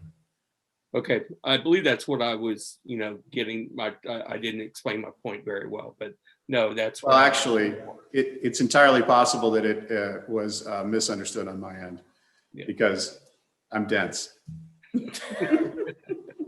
We know that. I'm not ruling it out. Yeah. Now I'm not impressed. Oh, you weren't impressed to begin with. All right. If there's anybody else out there, please speak up. Otherwise, we're going to move to the next subject. All right. Let's go back into the next subject. This one is going to be interesting because we've got some significant issues with this one, and we haven't laid out a strategy, but I wanted to bring it to you guys now so we can start to hash that out. And it is our garbage and waste issue, not the least of which is the discussion about Amelia and what we brought up at the last board meeting, where was the discussion of double taxation for waste removal. I think it was the view of the three of us that we did not necessarily approve of that, but we have to find a solution so that we can work through it and build a workaround. However, an even larger issue is the question of the waste levy and moving forward, because it is coming up for renewal, 22, is that right? Mm-hmm. So we're coming to the end of that levy, and there are some pressures that have been placed on it, not the least of which is that there are more people, there's more stuff, there's some TIFs that have drawn down a little bit against it. There's a whole host of different reasons, and so we have to work through the budget on that so that we can make sure we get to 22, deal with the issue in Amelia, and then at a later date discuss when we're going to try to put a levy renewal on the ballot. So is that about? Got it. Did I encapsulate that right? Okay. Mm-hmm. So I don't know how to start digging into this, but I guess if we walk through the budget, we can maybe find our way through. You'll see it once again, we've got a fund balance as of the end of 20 of $477,435.18. We then, the 2021 certificate of estimated resources, so this is what we're projecting, we would generate is about $742,483.27 for a total for 21 of $1,219,918.45, which then after you take out the service for the particular year, that amount comes to $978,467.18. But would leave us with a fund balance at the end. Wait, I'm just going to go on to the fund balance. Expenses in the current estimated budget for 2021 is 978,467. Correct. So But- the balance is 241,451. So then you have down here, fund balance estimated before Amelia adjustments. Can you explain that for me? So, I don't know if Debbie wants to speak to this at all, but there was an estimate that was provided by the county auditor's office in terms of once the levies were to apply to Pierce Township collections. This was the estimated amount that they said would come to us for waste levy from the village of Amelia once they start paying into that levy. Okay, so the revenue from Amelia would be $241,451.27. No, $20. Okay, because that's what confused me. That's the fund balance before Amelia adjustments. What our waste levy was already doing with just the existing Pierce conditions before the addition of services for Amelia residents was going to bring our balance down. At the end of this year, anticipated to be $241,451. That would be our end of year balance anticipated in 2021. So Based upon the revenues and expenses and the fund balance that we currently have. before we even enter in with any of Amelia perceived expenditures, we are drawing more out than we're taking in. Exactly. That's been the whole issue. Yeah. When we lowered the levy, the And the 20%, expense has gone up almost 4% each year on the contract. 4 to 5%.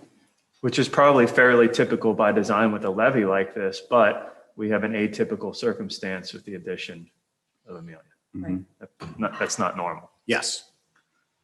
Yes. Ergo, atypical. I just thought I would define that just in case. So, after I've poked fun at my colleague here. Our expectation would be that the end of year balance for 12/31/21 would be roughly $164,070.27. That's after the revenues to be received from Amelia and after the expenditure just purely for the curbside service and no other expenses for waste or litter pickups or anything else like that. So Correct. that's what the anticipated year-end balance will be. So if you It's go, all estimates, but yeah, but that's all you can do when you're I budgeting. took the math in terms of what Funky charges us per unit, and I took the numbers that the county auditor provided Debbie. Okay. So now we got And the, this does not include, when I did my budget, I did not include any of Amelia's numbers. I was told not to use those and when you say you were told not to do that by by the county, county. Yeah. right? So it was not No. the voice in your head or us or, No. right. No, I just want to make that clear to everyone. I could not do it. Got that voice in the head. So You always ridiculous, have a man. voice in your head. Doo-doo-doo-doo-doo. We have to kick him every once in a while, Lauren. I swear we do. Yeah, We do. fine, go ahead. So then the bottom chart, Loretta, you want to walk through that?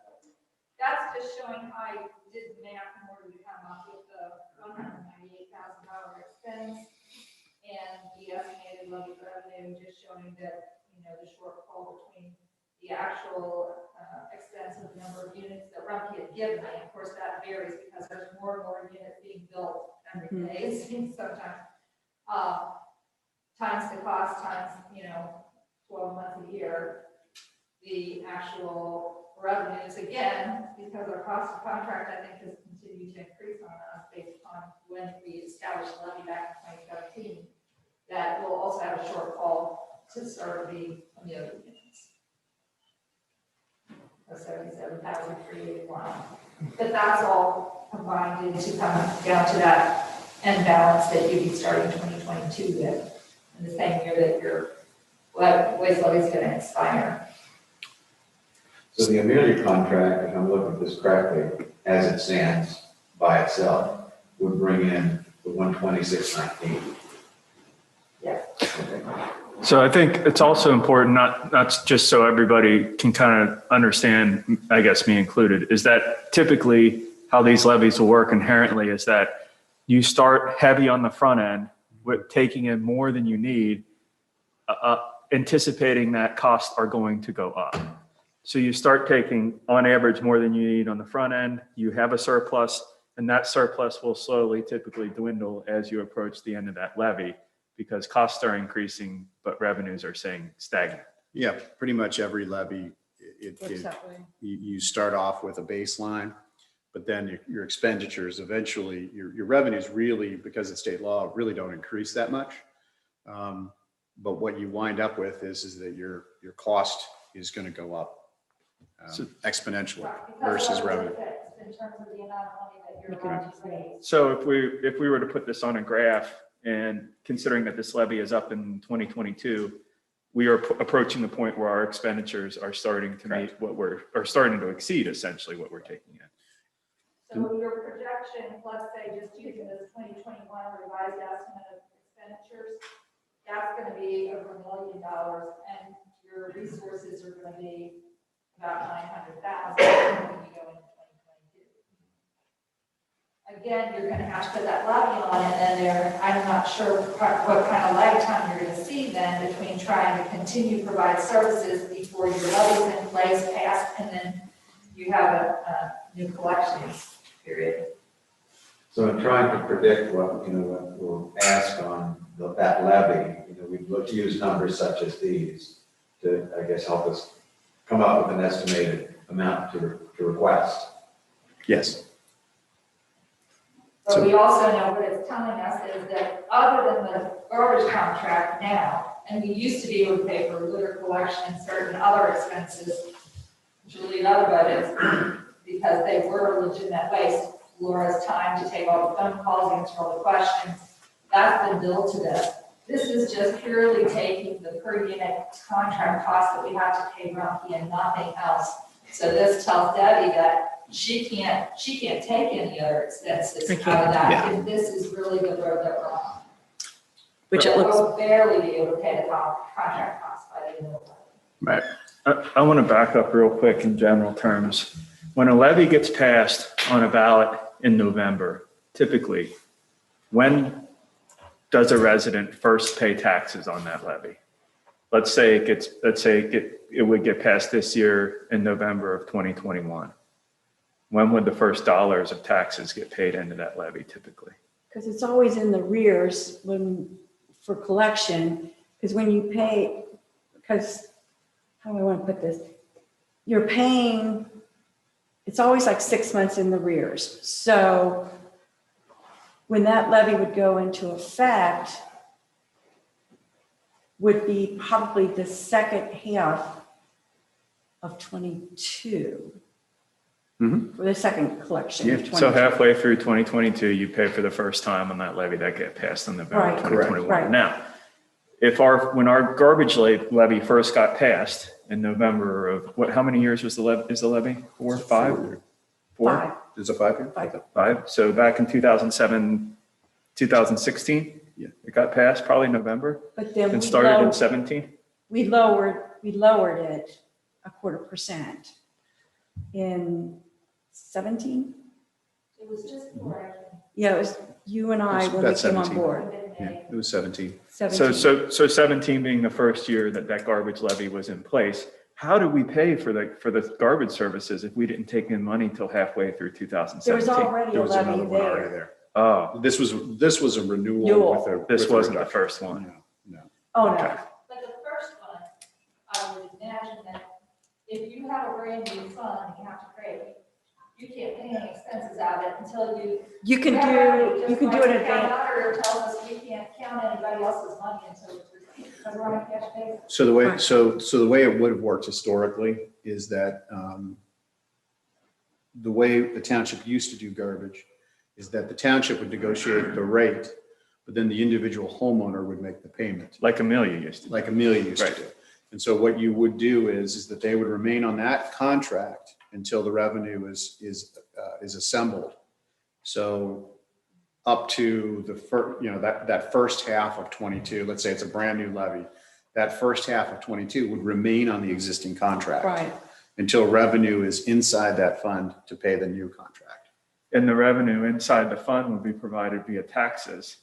In essence, having those people double pay taxes for the garbage that No, they paid because- for. Because they would remain on their existing contract. Yeah, that Until they're the paid in money comes in. arrears. I think it's the same situation.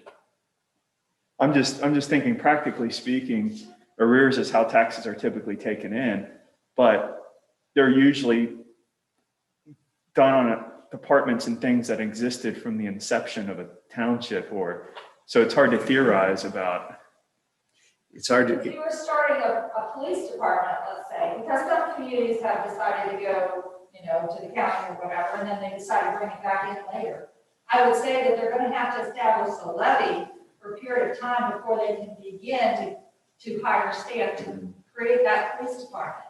So that's not uncommon, but also because of the timeline it takes to find out if your levy doesn't pass, you have to have time to prepare to stop entering a contract for services as well. So that's why the levy, you have to have revenue guaranteed before you can enter a contract. And then you have to prove that you have enough fund balance in order to pay that, or you're going to be in deficit spending in that fund balance, which isn't permitted under. Because we're on a cash basis. So it's not uncommon that you, even though you passed a levy, you don't pay for services until that money is there. And then Till that money is- revenue that you continue to collect prior to its expiration is giving you the time to plan that next levy, because if it's defeated, failed, you change your mind and you're not going to provide that service by levy anymore, you have to be able to pay out your obligations before you close that business. and that would be the way that sorry, you had a question. That would be the way you would start if you were just starting a township or you were just starting. This is a little bit different because you've got some apples and oranges here. I mean, we're trying to figure out how to cleanly make this work so that, so we've got a levy that's actually operating right now. And we have people that are paying into that levy starting the first half of this year, which would be last year. And so, finding a way to make that equitable, because this isn't like you're just starting a department.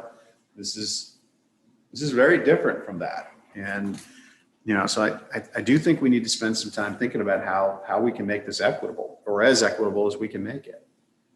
Yeah, Maybe you're knitting together both of those scenarios and into one hybrid scenario that's Right. a little bit complicated Right. on how feasibly you accomplish what you need to accomplish and pay for garbage for people. What I'm trying to do is put together a horse by committee, which, is a camel. So, I mean, that's what we're trying to accomplish here and make it work. But you had a question, I'm sorry. So my conceptual understanding, let's say the levy passes, there are essentially two parts to that.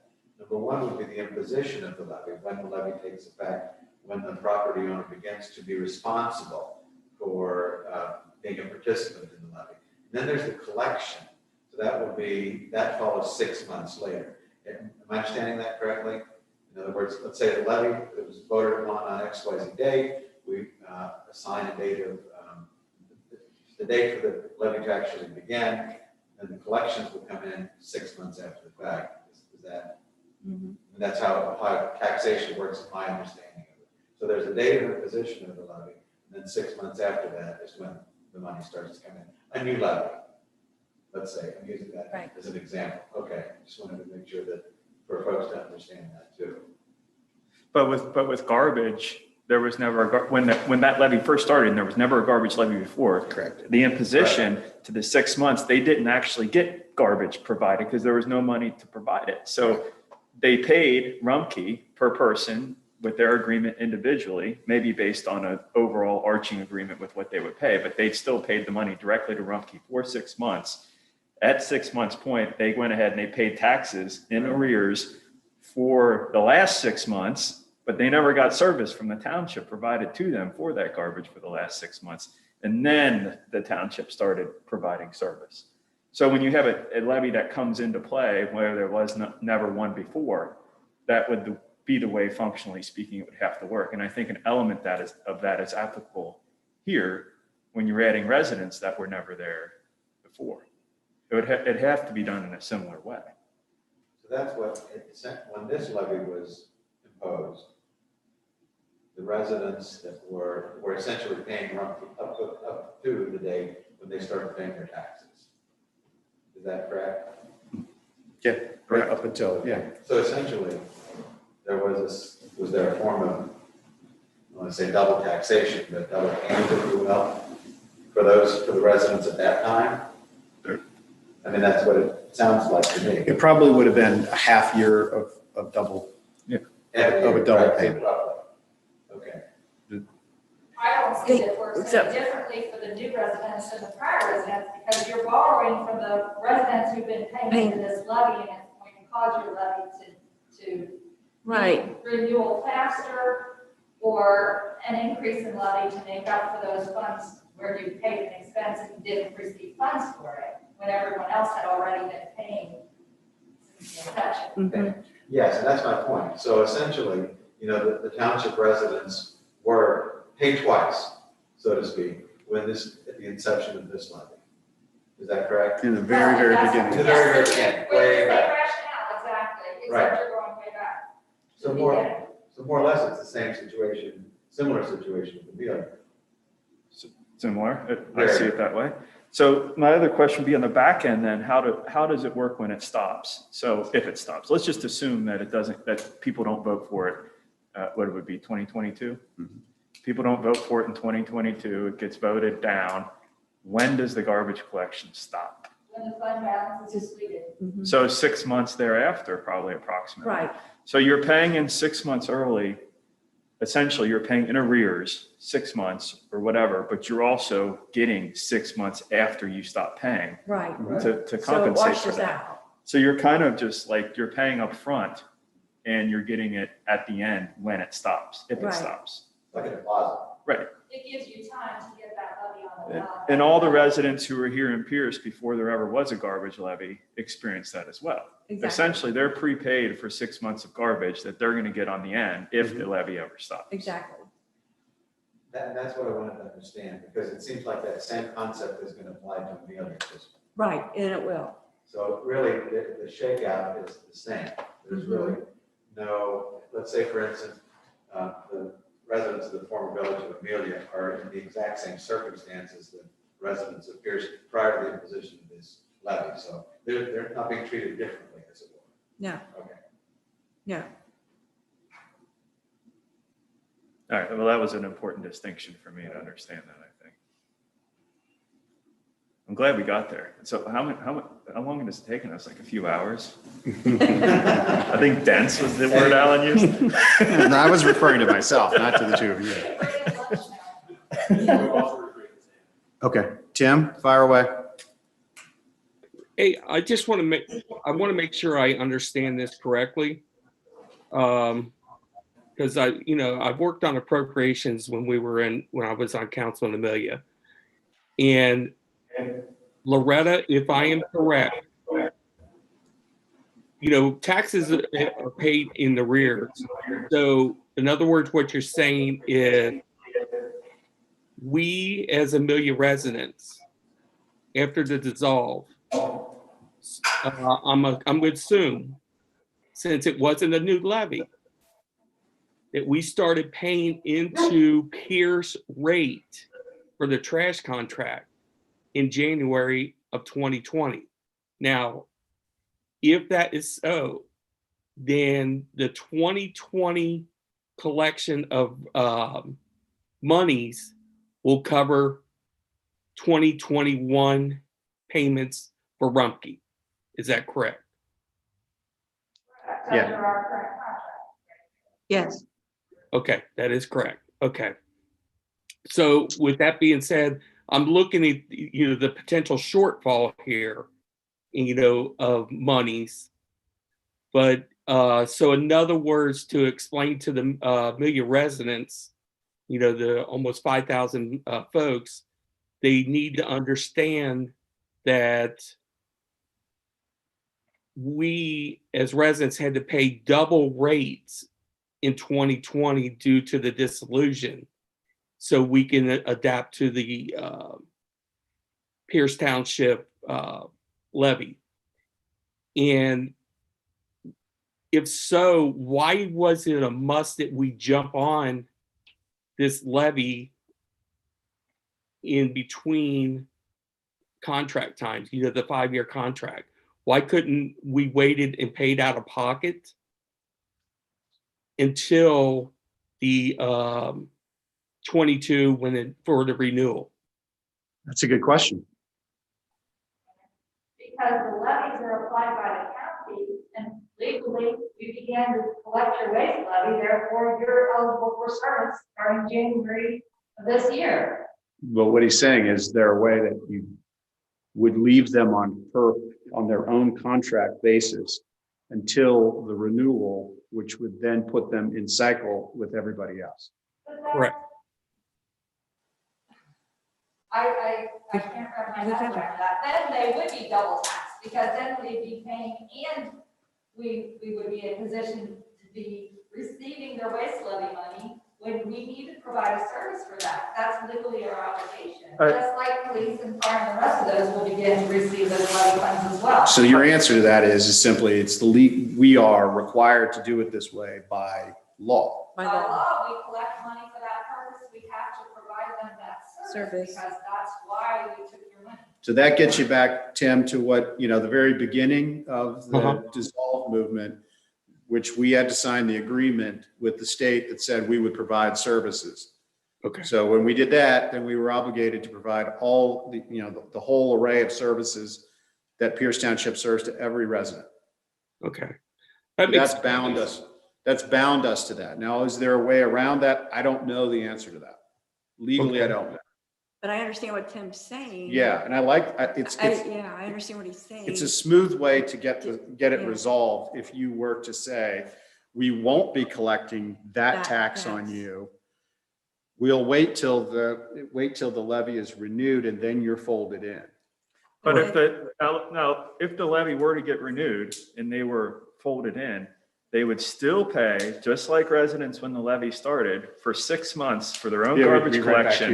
Right. And we'd be right back to the same spot, because then you'd have to pay in arrears halfway through that year, and in theory, double pay for the first half. Yeah, Right. The concept is weird, Tim. I agree. I've had a hard time coming to terms with it here. I mean, we see it. I mean, we get it, and I don't like it. I mean, I don't like it if I'm paying for garbage removal and then you tell me, oh, I have to pay Pierce Township for garbage removal, I'm gonna be pissed too. Yeah. Well, it'd be the same way with the police levy or the fire levies if they were to go away. Yeah, it's a way that you have to pay Because we're for gonna something that you don't have money to pay for it. In order to have money to pay Right. for it, you have to start collecting money to pay for it. So when a levy begins that wasn't there before, or new residents enter into a levy that Right. weren't paying into it before, there has to be a period of time where you essentially double pay in the very beginning, but on the back end, if that levy goes away, you continue to get those services for the period in which you double paid. So you would continue to get those services for 6 months.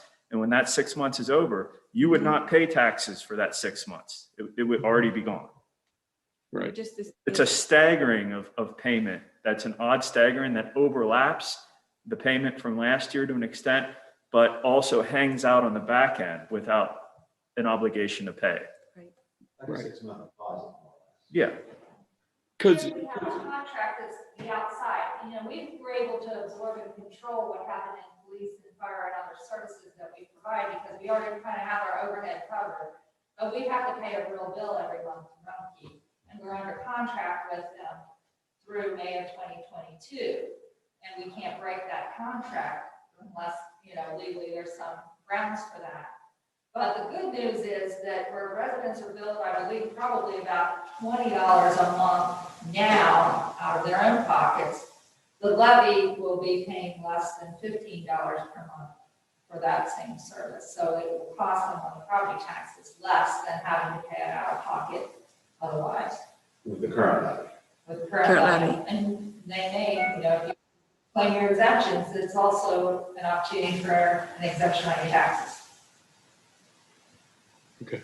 Hey, can I make a suggestion for the next meeting? If you do it like this, where Loretta and Debbie has a mic, because that would help us. Okay. Yeah, that's a good We point. do. I didn't come to it. Sorry. Yeah, the Yeah. only reason I ask, guys, I appreciate your input. It's just when I can't hear it, very well. Yeah, that's a good point. Yeah, No, thank you. We want that feedback. Again, this being the first time we're trying this, let us know if stuff isn't working so we can. right. Breaker. 1-9. Yeah. No, I understand your I understand this spreadsheet. I do. And I'm asking these questions hoping, because we're going to ask the folks of Amelia to watch this video. I'm asking these questions to clarify, everything so they understand, where the double billing comes into place. Mm-hmm. So Yeah.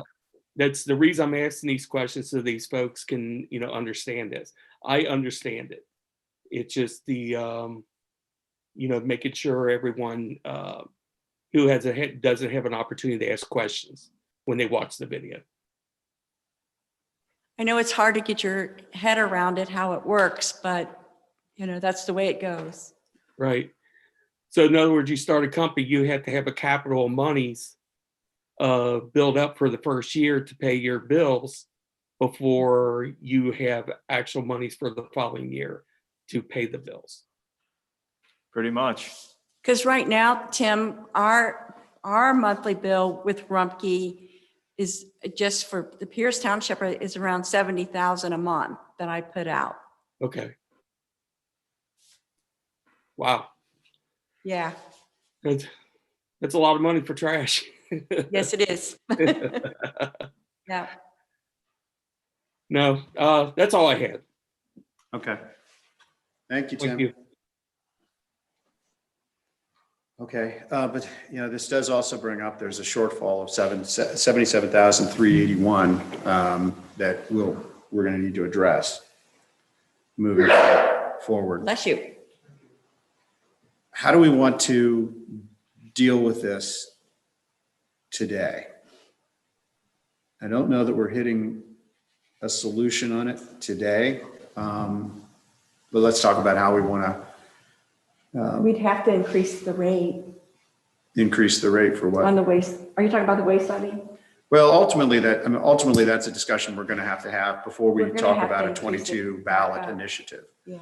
And just sitting here listening to everything, it sounds to me like sequentially, the calendar wise, it appears that we would have to do a levy request, probably primary of 22. May of 22. Well, March of 22. March of 22. So The contract's up in May. right, contract is up in May. The primary would actually be in March 22 because it's presidential. So no, that's an off year. So it would be May of 22.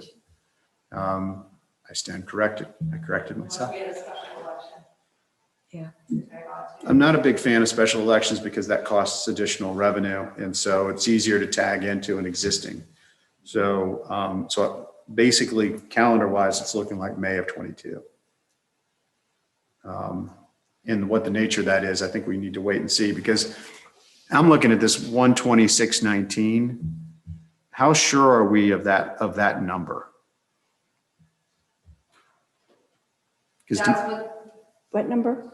The Amelia anticipated. That is what the county auditor gave us on his initial estimate. So I'm guessing before Debbie's allowed to add Amelia numbers to any of our revenues, he's going to give her a revised figure, but that is exactly what he Right. estimated. I've often kind of found that the auditor's estimates are a bit lower than what revenue actually comes in. They're usually conservative. Hopefully these estimated revenues are all conservative. I You know, but Chris we can't Mellon's say. out right now, Yeah. so I'm not able to get with him. He's got the COVID. Because long-term, the shortfall, I mean, for globally for Pierce Township, regardless of, Amelia versus, anything else, that shortfall has to be addressed. I mean, that shortfall is going to go into, fiscal year 22. Yep. So if we were to get to December of 22, that's the number we'd have in the bank. So the levy previously, this most recent levy was a reduction Yes, from the previous, is my understanding correct? Okay, we reduced it 0.25%, okay. but we didn't have our crystal ball to know that this was going to happen. Yeah. Well, and the road billing. Billing, yeah. Up because you didn't have their bid yet. Yeah, Yeah, well, we were also running a surplus in the account. And so the prevailing wisdom, including my own, was that we're taking more than we need. And so with some bumps in the road that we didn't count on, we wind up with this number. But if you look at it, the fact that December of 22, we would be at a negative 77,381, we actually are hitting the number about right, because the contract for Rumpke ends in May of 22. Yeah. So, we're You projecting. have to have a fund balance. If you look at all of your funds, you have to have a fund balance carryover at least about a year's 3 months worth to generally. 6 months. 6 months minimum. I Yeah. think that's what the state auditor, but many communities make it a policy to run a 1-year fund balance carry forward. Unless it's necessary that you have something unforeseen that happens that you know that you need to take more fund out. Just like we're going to take a little more for streets this year, but we know it's an investment, it's going to pay off. One-time expenses are often handled that way. So should we consider, or should we consider putting it on this year? We can. There's no reason why you can't go a little early. There's actually new legislation that just passed to clarify your ability to do Microphone. that. So the unpopular elephant in the room would be that likely the levy would have to be adjusted upward. Yes, sir. Well, we're going to, Perhaps, we don't know. We don't know. Right. By November, we should know. Right. I mean, at this point, the 126.19 for Amelia, that revenue could go up. And it could, the expenses could be less. I think expenses were pretty solid on that number because we can project that. But the revenue could be off for all we know. so we could wait this year, see how things actually come in. Right. And still be all right if we had to put it on in 2022. Correct.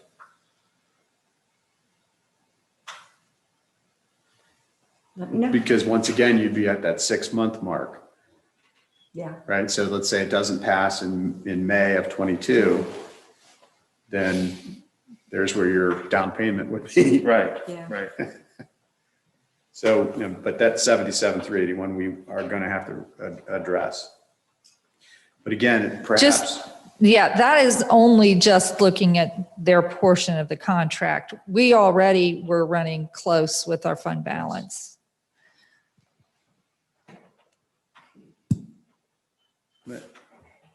All right. So are we going to revisit this issue? Yes, sir. All right. So we'll set another budget round and we'll discuss this again coming You and up I and Loretta can sit down and go over these numbers again. and try to hammer it out. But we will know more. Once we receive our The first first. distribution. Right. After that should be sometime March. Because that way we'd be able to track this a little bit better. Because then if we've got a number for what, And then I'll have some numbers to show what expenditures and things. will you be able to break out from our revenues? Will you be able to break out what Amelia, right now, the way that Loretta set this table up, it shows a line item here that says Amelia anticipated revenue.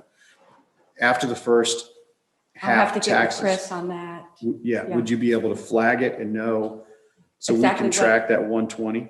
Yeah, I will. Yeah, I'll have to get with Chris on it. Okay, I'm sure he'll break it out. okay, It shouldn't come in one lump sum. all right. But we are going to have a whole lot more discussion about this. Yeah. So once I get that from the auditor's office, then we can sit down and look at that. Okay. Oh, we've got some hands up. Yeah, Mr. Rosser and Joe, they went up at pretty much the same time. Okay, since we've heard from Tim twice now, let's go with Joe. I just have can you hear me okay? Yep. Okay. We're bleeding here pretty quickly here at a rate of IC of about 280,000 a year. So I think expediency probably should be considered. The other question I got is, have we contacted, or have you folks contacted Rumpke? Because I'm sure there's going to be a negotiation of any price increases and the impact of those on this budget, and possibly of a reduction by combining these two things together in negotiation with Rumpke. Does that make any sense? No, I think it does make sense. I'll let, We have already amended our contract with Rumpke. So we have an existing contract that runs through May of 2022. And the additional units have been added to our contract at the same price as our existing residents were contracted for. So they were just folded in, and 1,100 units were added to our over 4,000 in order to cover the units that Rumpke knew that they were already billing for. So that's another reason I have pretty much confidence in the numbers of the number of units that we have. but the question is valid, you know, you're adding additional units. Is there any savings in volume? You know, I know they've already got the contract for everybody, but should we ask for a potential savings because we just, you know, we've got more people? You're looking at me like, what? Doesn't hurt to ask. Well, in November, we passed an amendment to have them included in our contract, which is already less expensive than some other contracts around us that might have more units. So I could go back to have the conversation to renegotiate a contract that's already been approved. I'm not certain legally what Well, I our mean- position would be on that and whether that's a significant number of units, because they were getting paid more for them outside of a contract than they are now. I think it's worth asking. I mean, We can sit down with Drew and. yeah, and just see whether there's some reduction that we can get, wring some Certainly. savings out of it. And I know that they had the residents that were in Amelia before, and they have the residents in Pierce now, but there is an issue of a contract coming up in May. Yep. And so, you know, BFI can move garbage, so can, who do you have? Republic knows how to move garbage, right? Mhm. So, you know, I think, Joe, I think that's a great idea, and I'd like to ask that we move forward with just having that conversation. Agree. Joe, are you still there? Joe's muted again for some reason. Oh, no, I think I'm back. No, Okay. I like your approach. The only other thing I would like to add to that, you did mention Republic. It would seem to me that to put some pressure, for lack of a better word, on Rumpke, I think you should suggest that we might rebid. Or ask for, rebid the whole thing to more than just Rumpke. They're not the only game in town that I understand. Yeah, I don't know that we can rebid an existing contract in mid-contract, but No, Well, I meant in 2022. yeah, in 2022, I think, I think lacing that in the conversation wouldn't hurt. Yeah, that's all I meant. Oh, thanks, Joe. Okay. Tim, you're back up. Or maybe not. Tim? He's not unmuted yet. Oh, Can you hear me?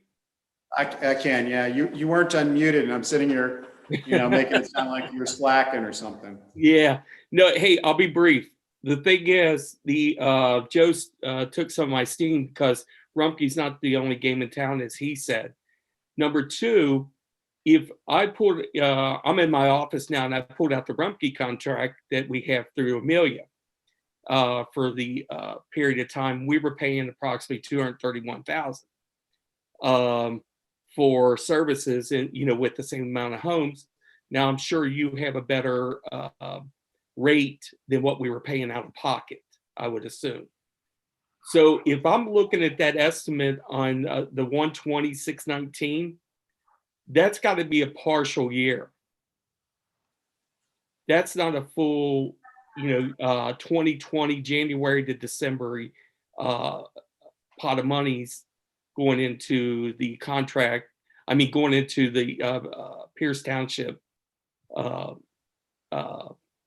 your call, for in other words. So this 77,000, as I look at that, and you look at this spreadsheet, if folks watch, it looks like we're bogging down the township by, a shortfall of 77,000. And Are you saying you think the Amelia anticipated revenue of 12619 is only for half a year? I don't have facts to support it, but to me, guys, it just seems low.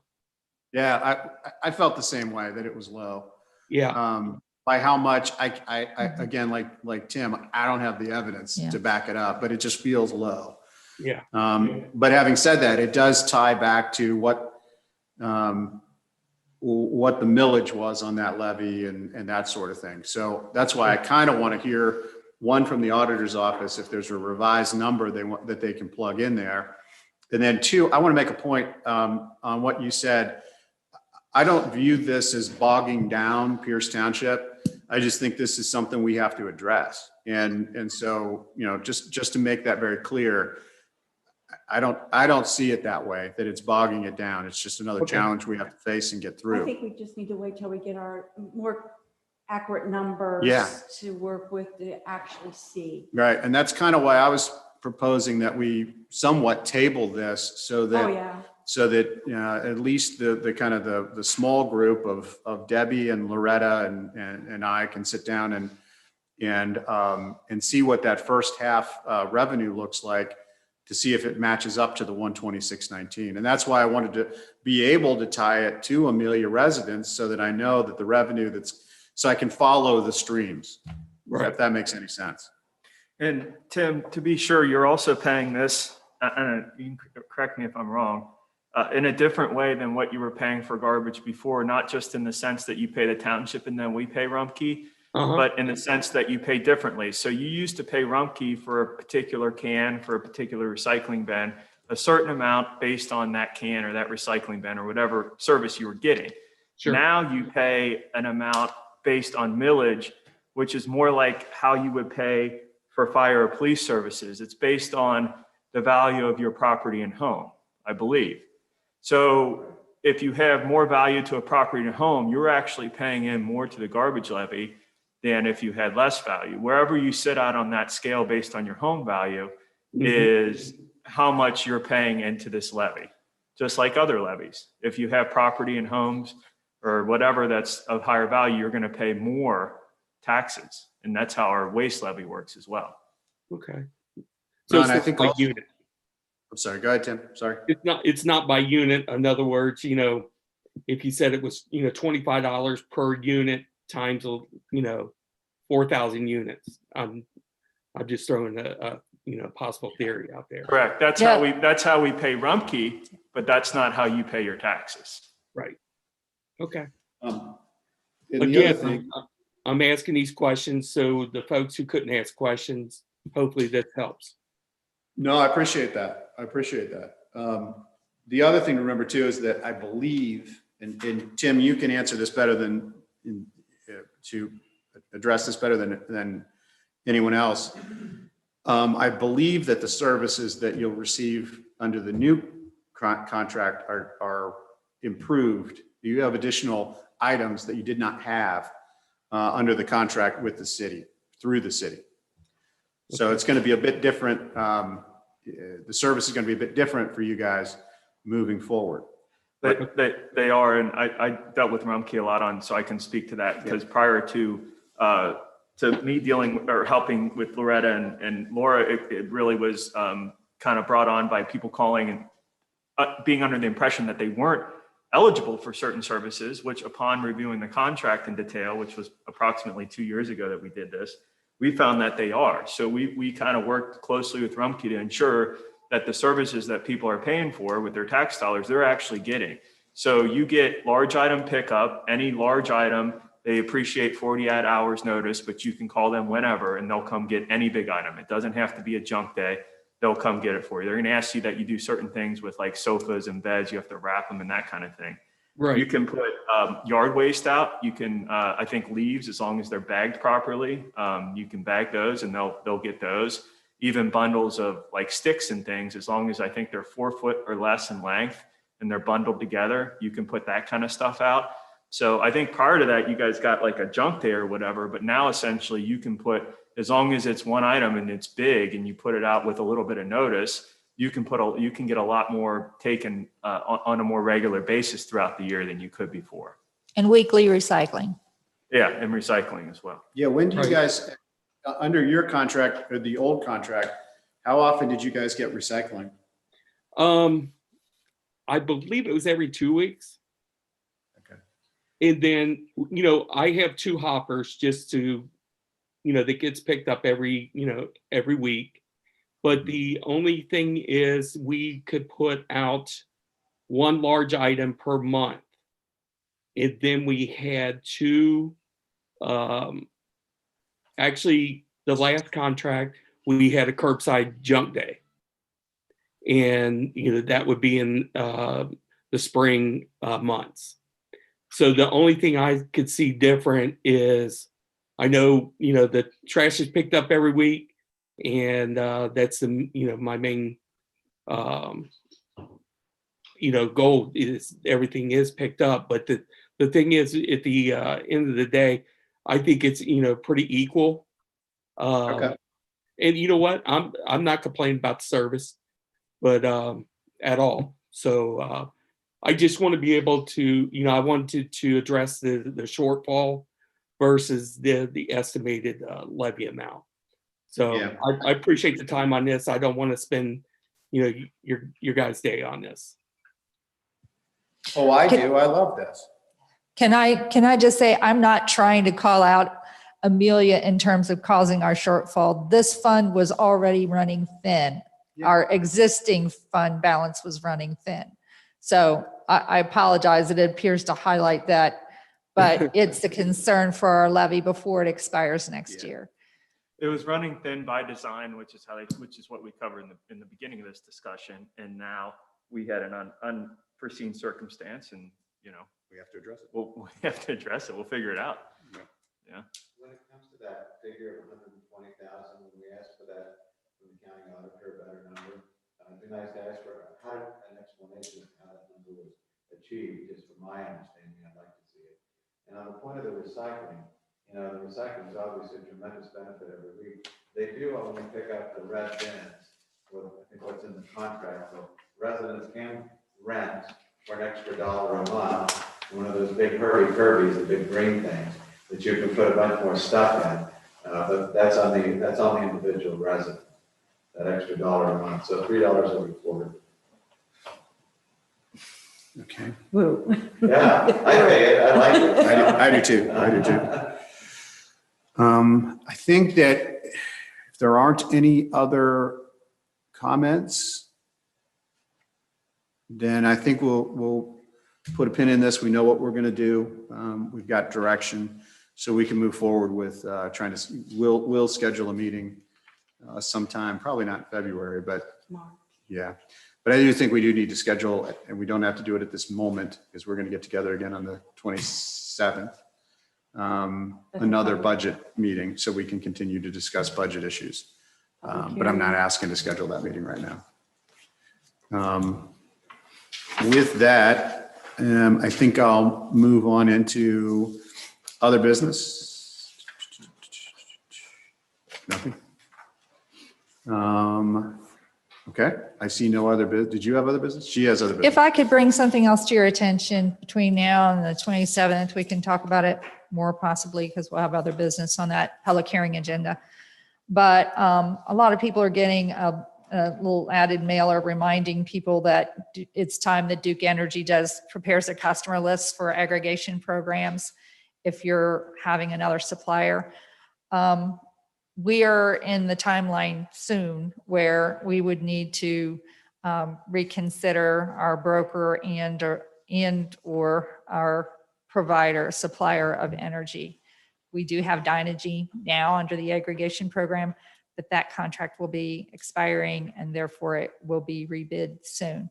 Some people might notice, well, some folks in Amelia, I've gotten a few more calls recently, confused again in terms of why are they in this program? Again, it's a legal process that we had followed, and all of those that are now in Pierce Township are in our aggregation program unless you opt out. And that's a very simple process. It's just a phone call to take yourself out. But otherwise, the goal is to actually save people in the long run their energy costs by negotiating a fixed rate per kilowatt hour for electric. We haven't actually contracted for gas, so no one's in a gas supplier situation that's any different than Duke. So I just want to bring that up because that's something we need to start thinking about before the contract gets to the point where we don't have an option. I did receive a call from a resident who had a question about their bill. Seemed there were some issues with the bill. Who can I turn that over to? I'm really happy to help people read their bills so that you can see what who your supplier is, whether it is under our program or not, and how you can compare Duke's rate to the aggregation rate that we have. So if I turn them over to you? Yeah, I'll be happy to talk to them. And if anybody has a question, please have your bill in front of you and I can really walk you through it easier that way. Right. I had another question, not related to Dynegy, but so I won't go there yet. Do you guys have questions? Okay. I received a message from a resident who wanted to know, because they take their dog for, this is very mundane, this is a typical issue that is important. They wanted to know if they could walk their dog at what they called the Jenny Lind Park. Apparently it's a new resident that looked up Jenny Lind Park, and it shows on the auditors. I've seen it. Yeah, it shows on, well, I think on Google Maps. And so they wanted to take their dog for a walk. They noticed that there were some people riding motorcycles on the property, and they wondered if they could take their dog for a walk at Jenny Lind Park. My point was that there's no parking area and there's no trails. But my larger question is if somebody walked their dog at Jenny Lind Park, there's no reason to keep them out of there, right? It's unimproved, but it is public property. Okay. I just wanted to make sure that there's nothing that would restrict them before I answer their question. Just an open field, right? Years ago, the township had, I think, a lease agreement with somebody that they had cattle or pigs or some kind of animals on there, but hasn't been for a while. What about from a perspective of liability? So our parks, we have control over, like when we instituted our new park on Pond Run or whatever, we had to worry about hunters that were used to hunting in and around that area. And now there's people walking all through it. Is there any kind of similar, so God forbid something happens to somebody on that property, how is that? It probably wouldn't change much because, yeah, we would still be responsible. We own the land, so if somebody's not supposed to be on it, our insurance policy would handle it exactly the same, correct? Yeah, but I just wonder from the perspective of we're not making an effort to ensure any kind of safety, if that might increase our liability in any way. That's a good point. And then conceivably we would be, even though it's unimproved, if that's something, standard that we're not upholding as far as, does that meet safety requirements and so forth? It's fenced in, isn't it, John? I don't know how good. Oh, okay. You know, Because I thought it No, was. it's not fenced. It's the guy that used to put cows there. yeah, but I think a lot of the reasons why that they kind of quit using it was because the fencing was coming down. Yeah. I guess my problem, I get what you're saying from a legal perspective, but and we don't have our lawyer here. And thank God none of us are lawyers. A lawyer joke, even though the lawyer's not here. I had to take the shot. Anyway, but the point is that we call it a park it's called a park on on Google Maps. So we're drawing people to it. Yeah, I agree with you, but I mean, so what do I don't know if the solution is just, yeah, have at it, you know? I don't know. Let's just take it off the map, okay? That may be the answer to the situation, but you know, if it is public property and there's no real restriction on it, Yeah, I'm not saying and we're that's not calling it a park. Yeah. I mean, we're drawing people to it, so we're It's almost tax exempt land, and the reason it's tax exempt is because it's considered parkland. So that's why the county auditor's site shows it as green space. Now, we put safety barriers around some of the equipment in some of the other parks, have we not, some tape or something to that effect, the equipment that maybe is, did I see that somewhere where we? Well, Arrowhead, yeah, we closed one of the playground equipment, but that's a man-made situation. Yeah. Where I personally, I mean.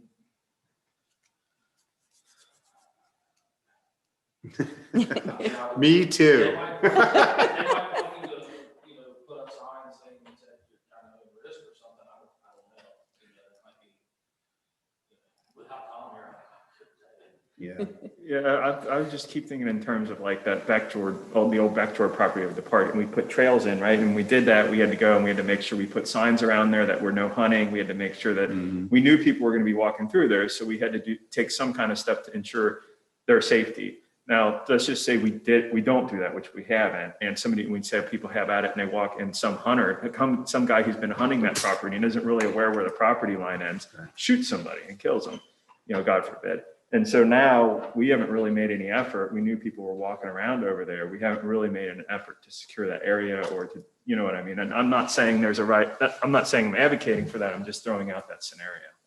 Well, If that came up, you know, this is a good opportunity for us to discuss this. This isn't something that I don't think anybody, you know, anticipated, but there it is. And so we have to address it. I guess we need to, did you? Tim, is it you again? Jeez. Go ahead.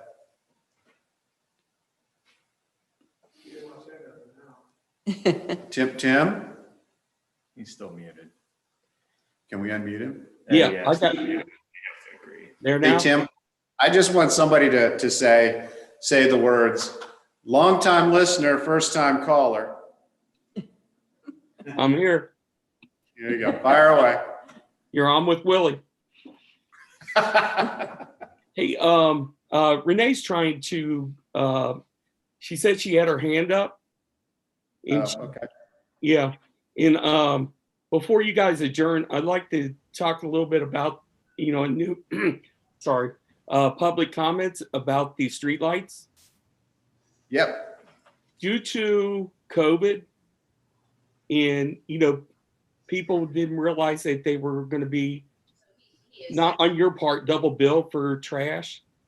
And, you know, as we transition into Pierce,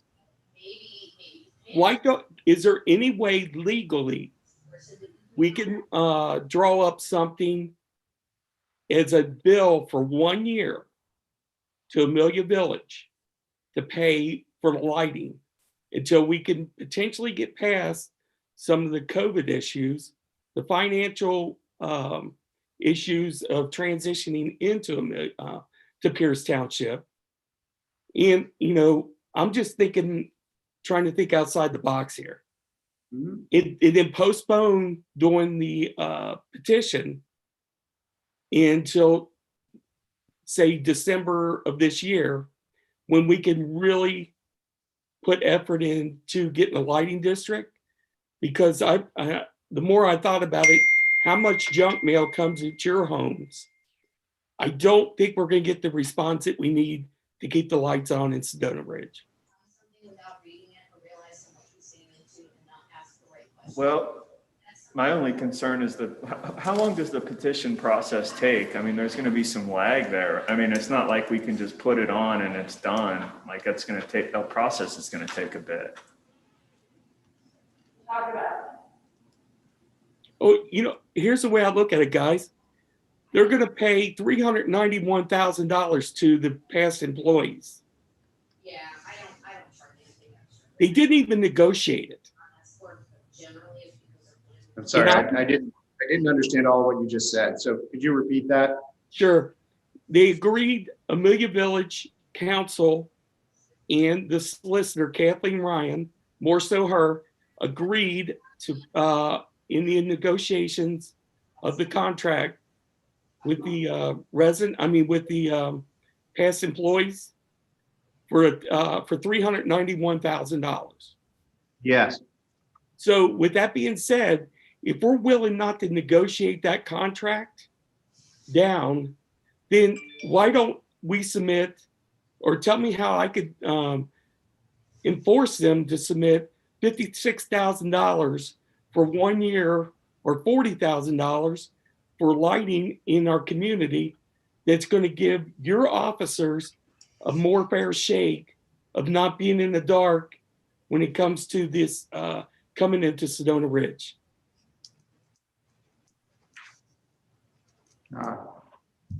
I know that's a big order, but I'm passionate about it. We need our streetlights.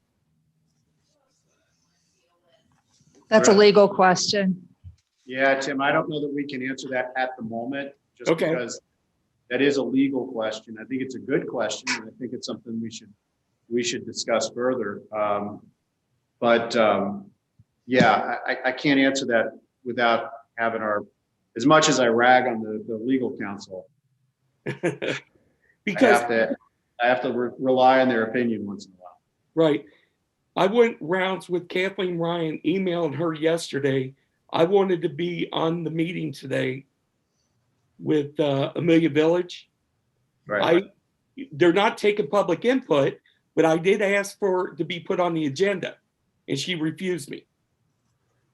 Sounds about right. Yeah. So I was going to try, to convince council, what they need, time is the essence, but we need to go back and renegotiate that. To pay the police chief $60,000 because that was his going rate, that should be negotiated. And if they can't negotiate it, then they need to step aside and let someone else do it. I know, but unfortunately, as you know, the state gave them that jurisdiction. Right. That's not the way I would have approached it. And I think that it's amazing to me that they didn't try to negotiate that agreement down lower. But unfortunately, we don't have that jurisdiction.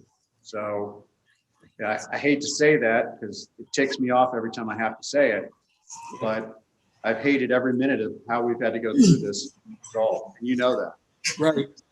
I didn't know if you can get with Tom Keating and see if there is a possible way to be able to have them cover the lighting our lights for 1 year, give us time to get out of COVID and get us so we can do a petition. Let me make this commitment. We will check with our legal counsel on that subject. Okay. And at our next meeting, we'll bring it up. Very good. Is that fair? Is that fair? Sounds good to me. Very good. Okay. Thank you. Sorry, I'm sorry. Go ahead.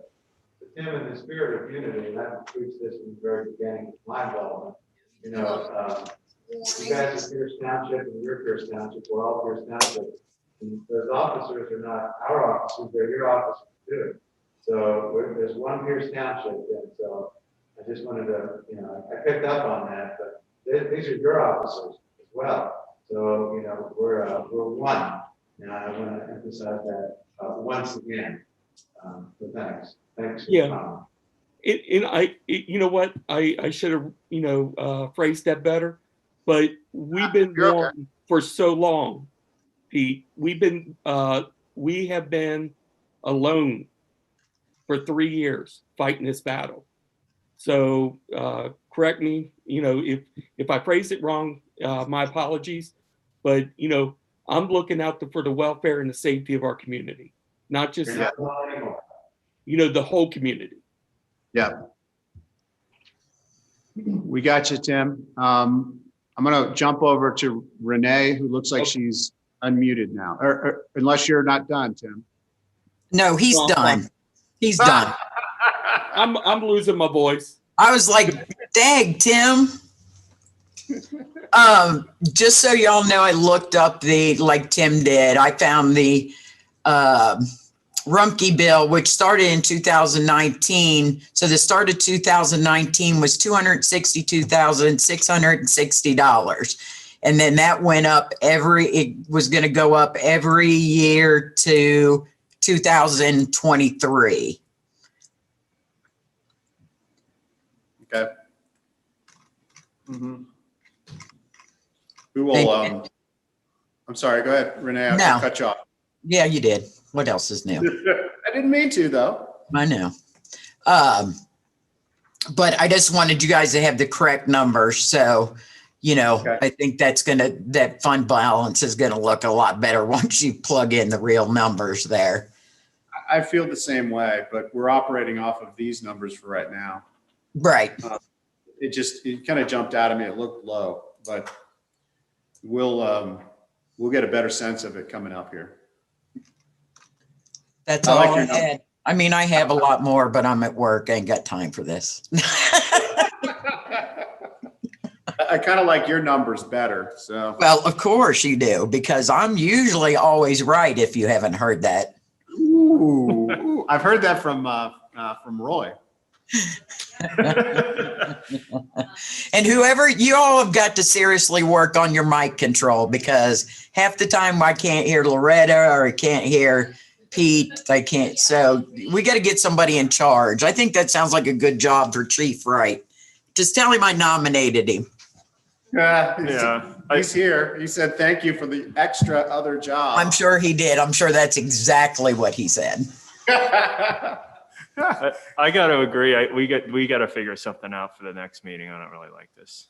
Yeah, because most of the time until Loretta got to the microphone, you can't. I mean, maybe on YouTube, but like I said, I'm at work and I've got my volume all the way up and I could barely hear what she was saying. So, just something to think about. I think we may want to consider the three of us and Debbie being here and maybe everybody else actually being on a computer and zooming in until we get back to in person. Yeah. Because there's no way to see Craig or as they talk either. Not that you. Well, we don't want to see Craig anyway. So that's why I was putting him behind the scenes, Nick, behind the scenes.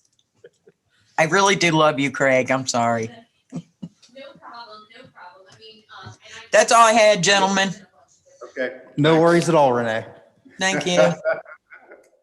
All right. Thank you, Renee. Okay. We were finishing up on the property. We'll get a legal opinion on the issue that Tim brought up, that Tim Rosser brought up. And then we'll also need a legal opinion, I think, from on this property, on the Jenny Lind Park. Mm-hmm. So we'll get that squared away from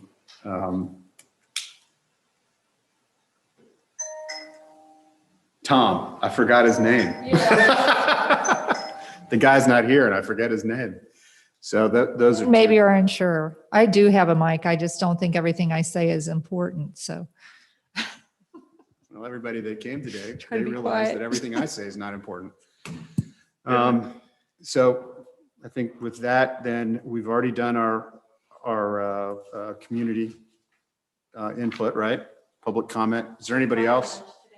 What? Are you buying lunch today? I got a 1 o'clock. I would, but I've got a 1 o'clock.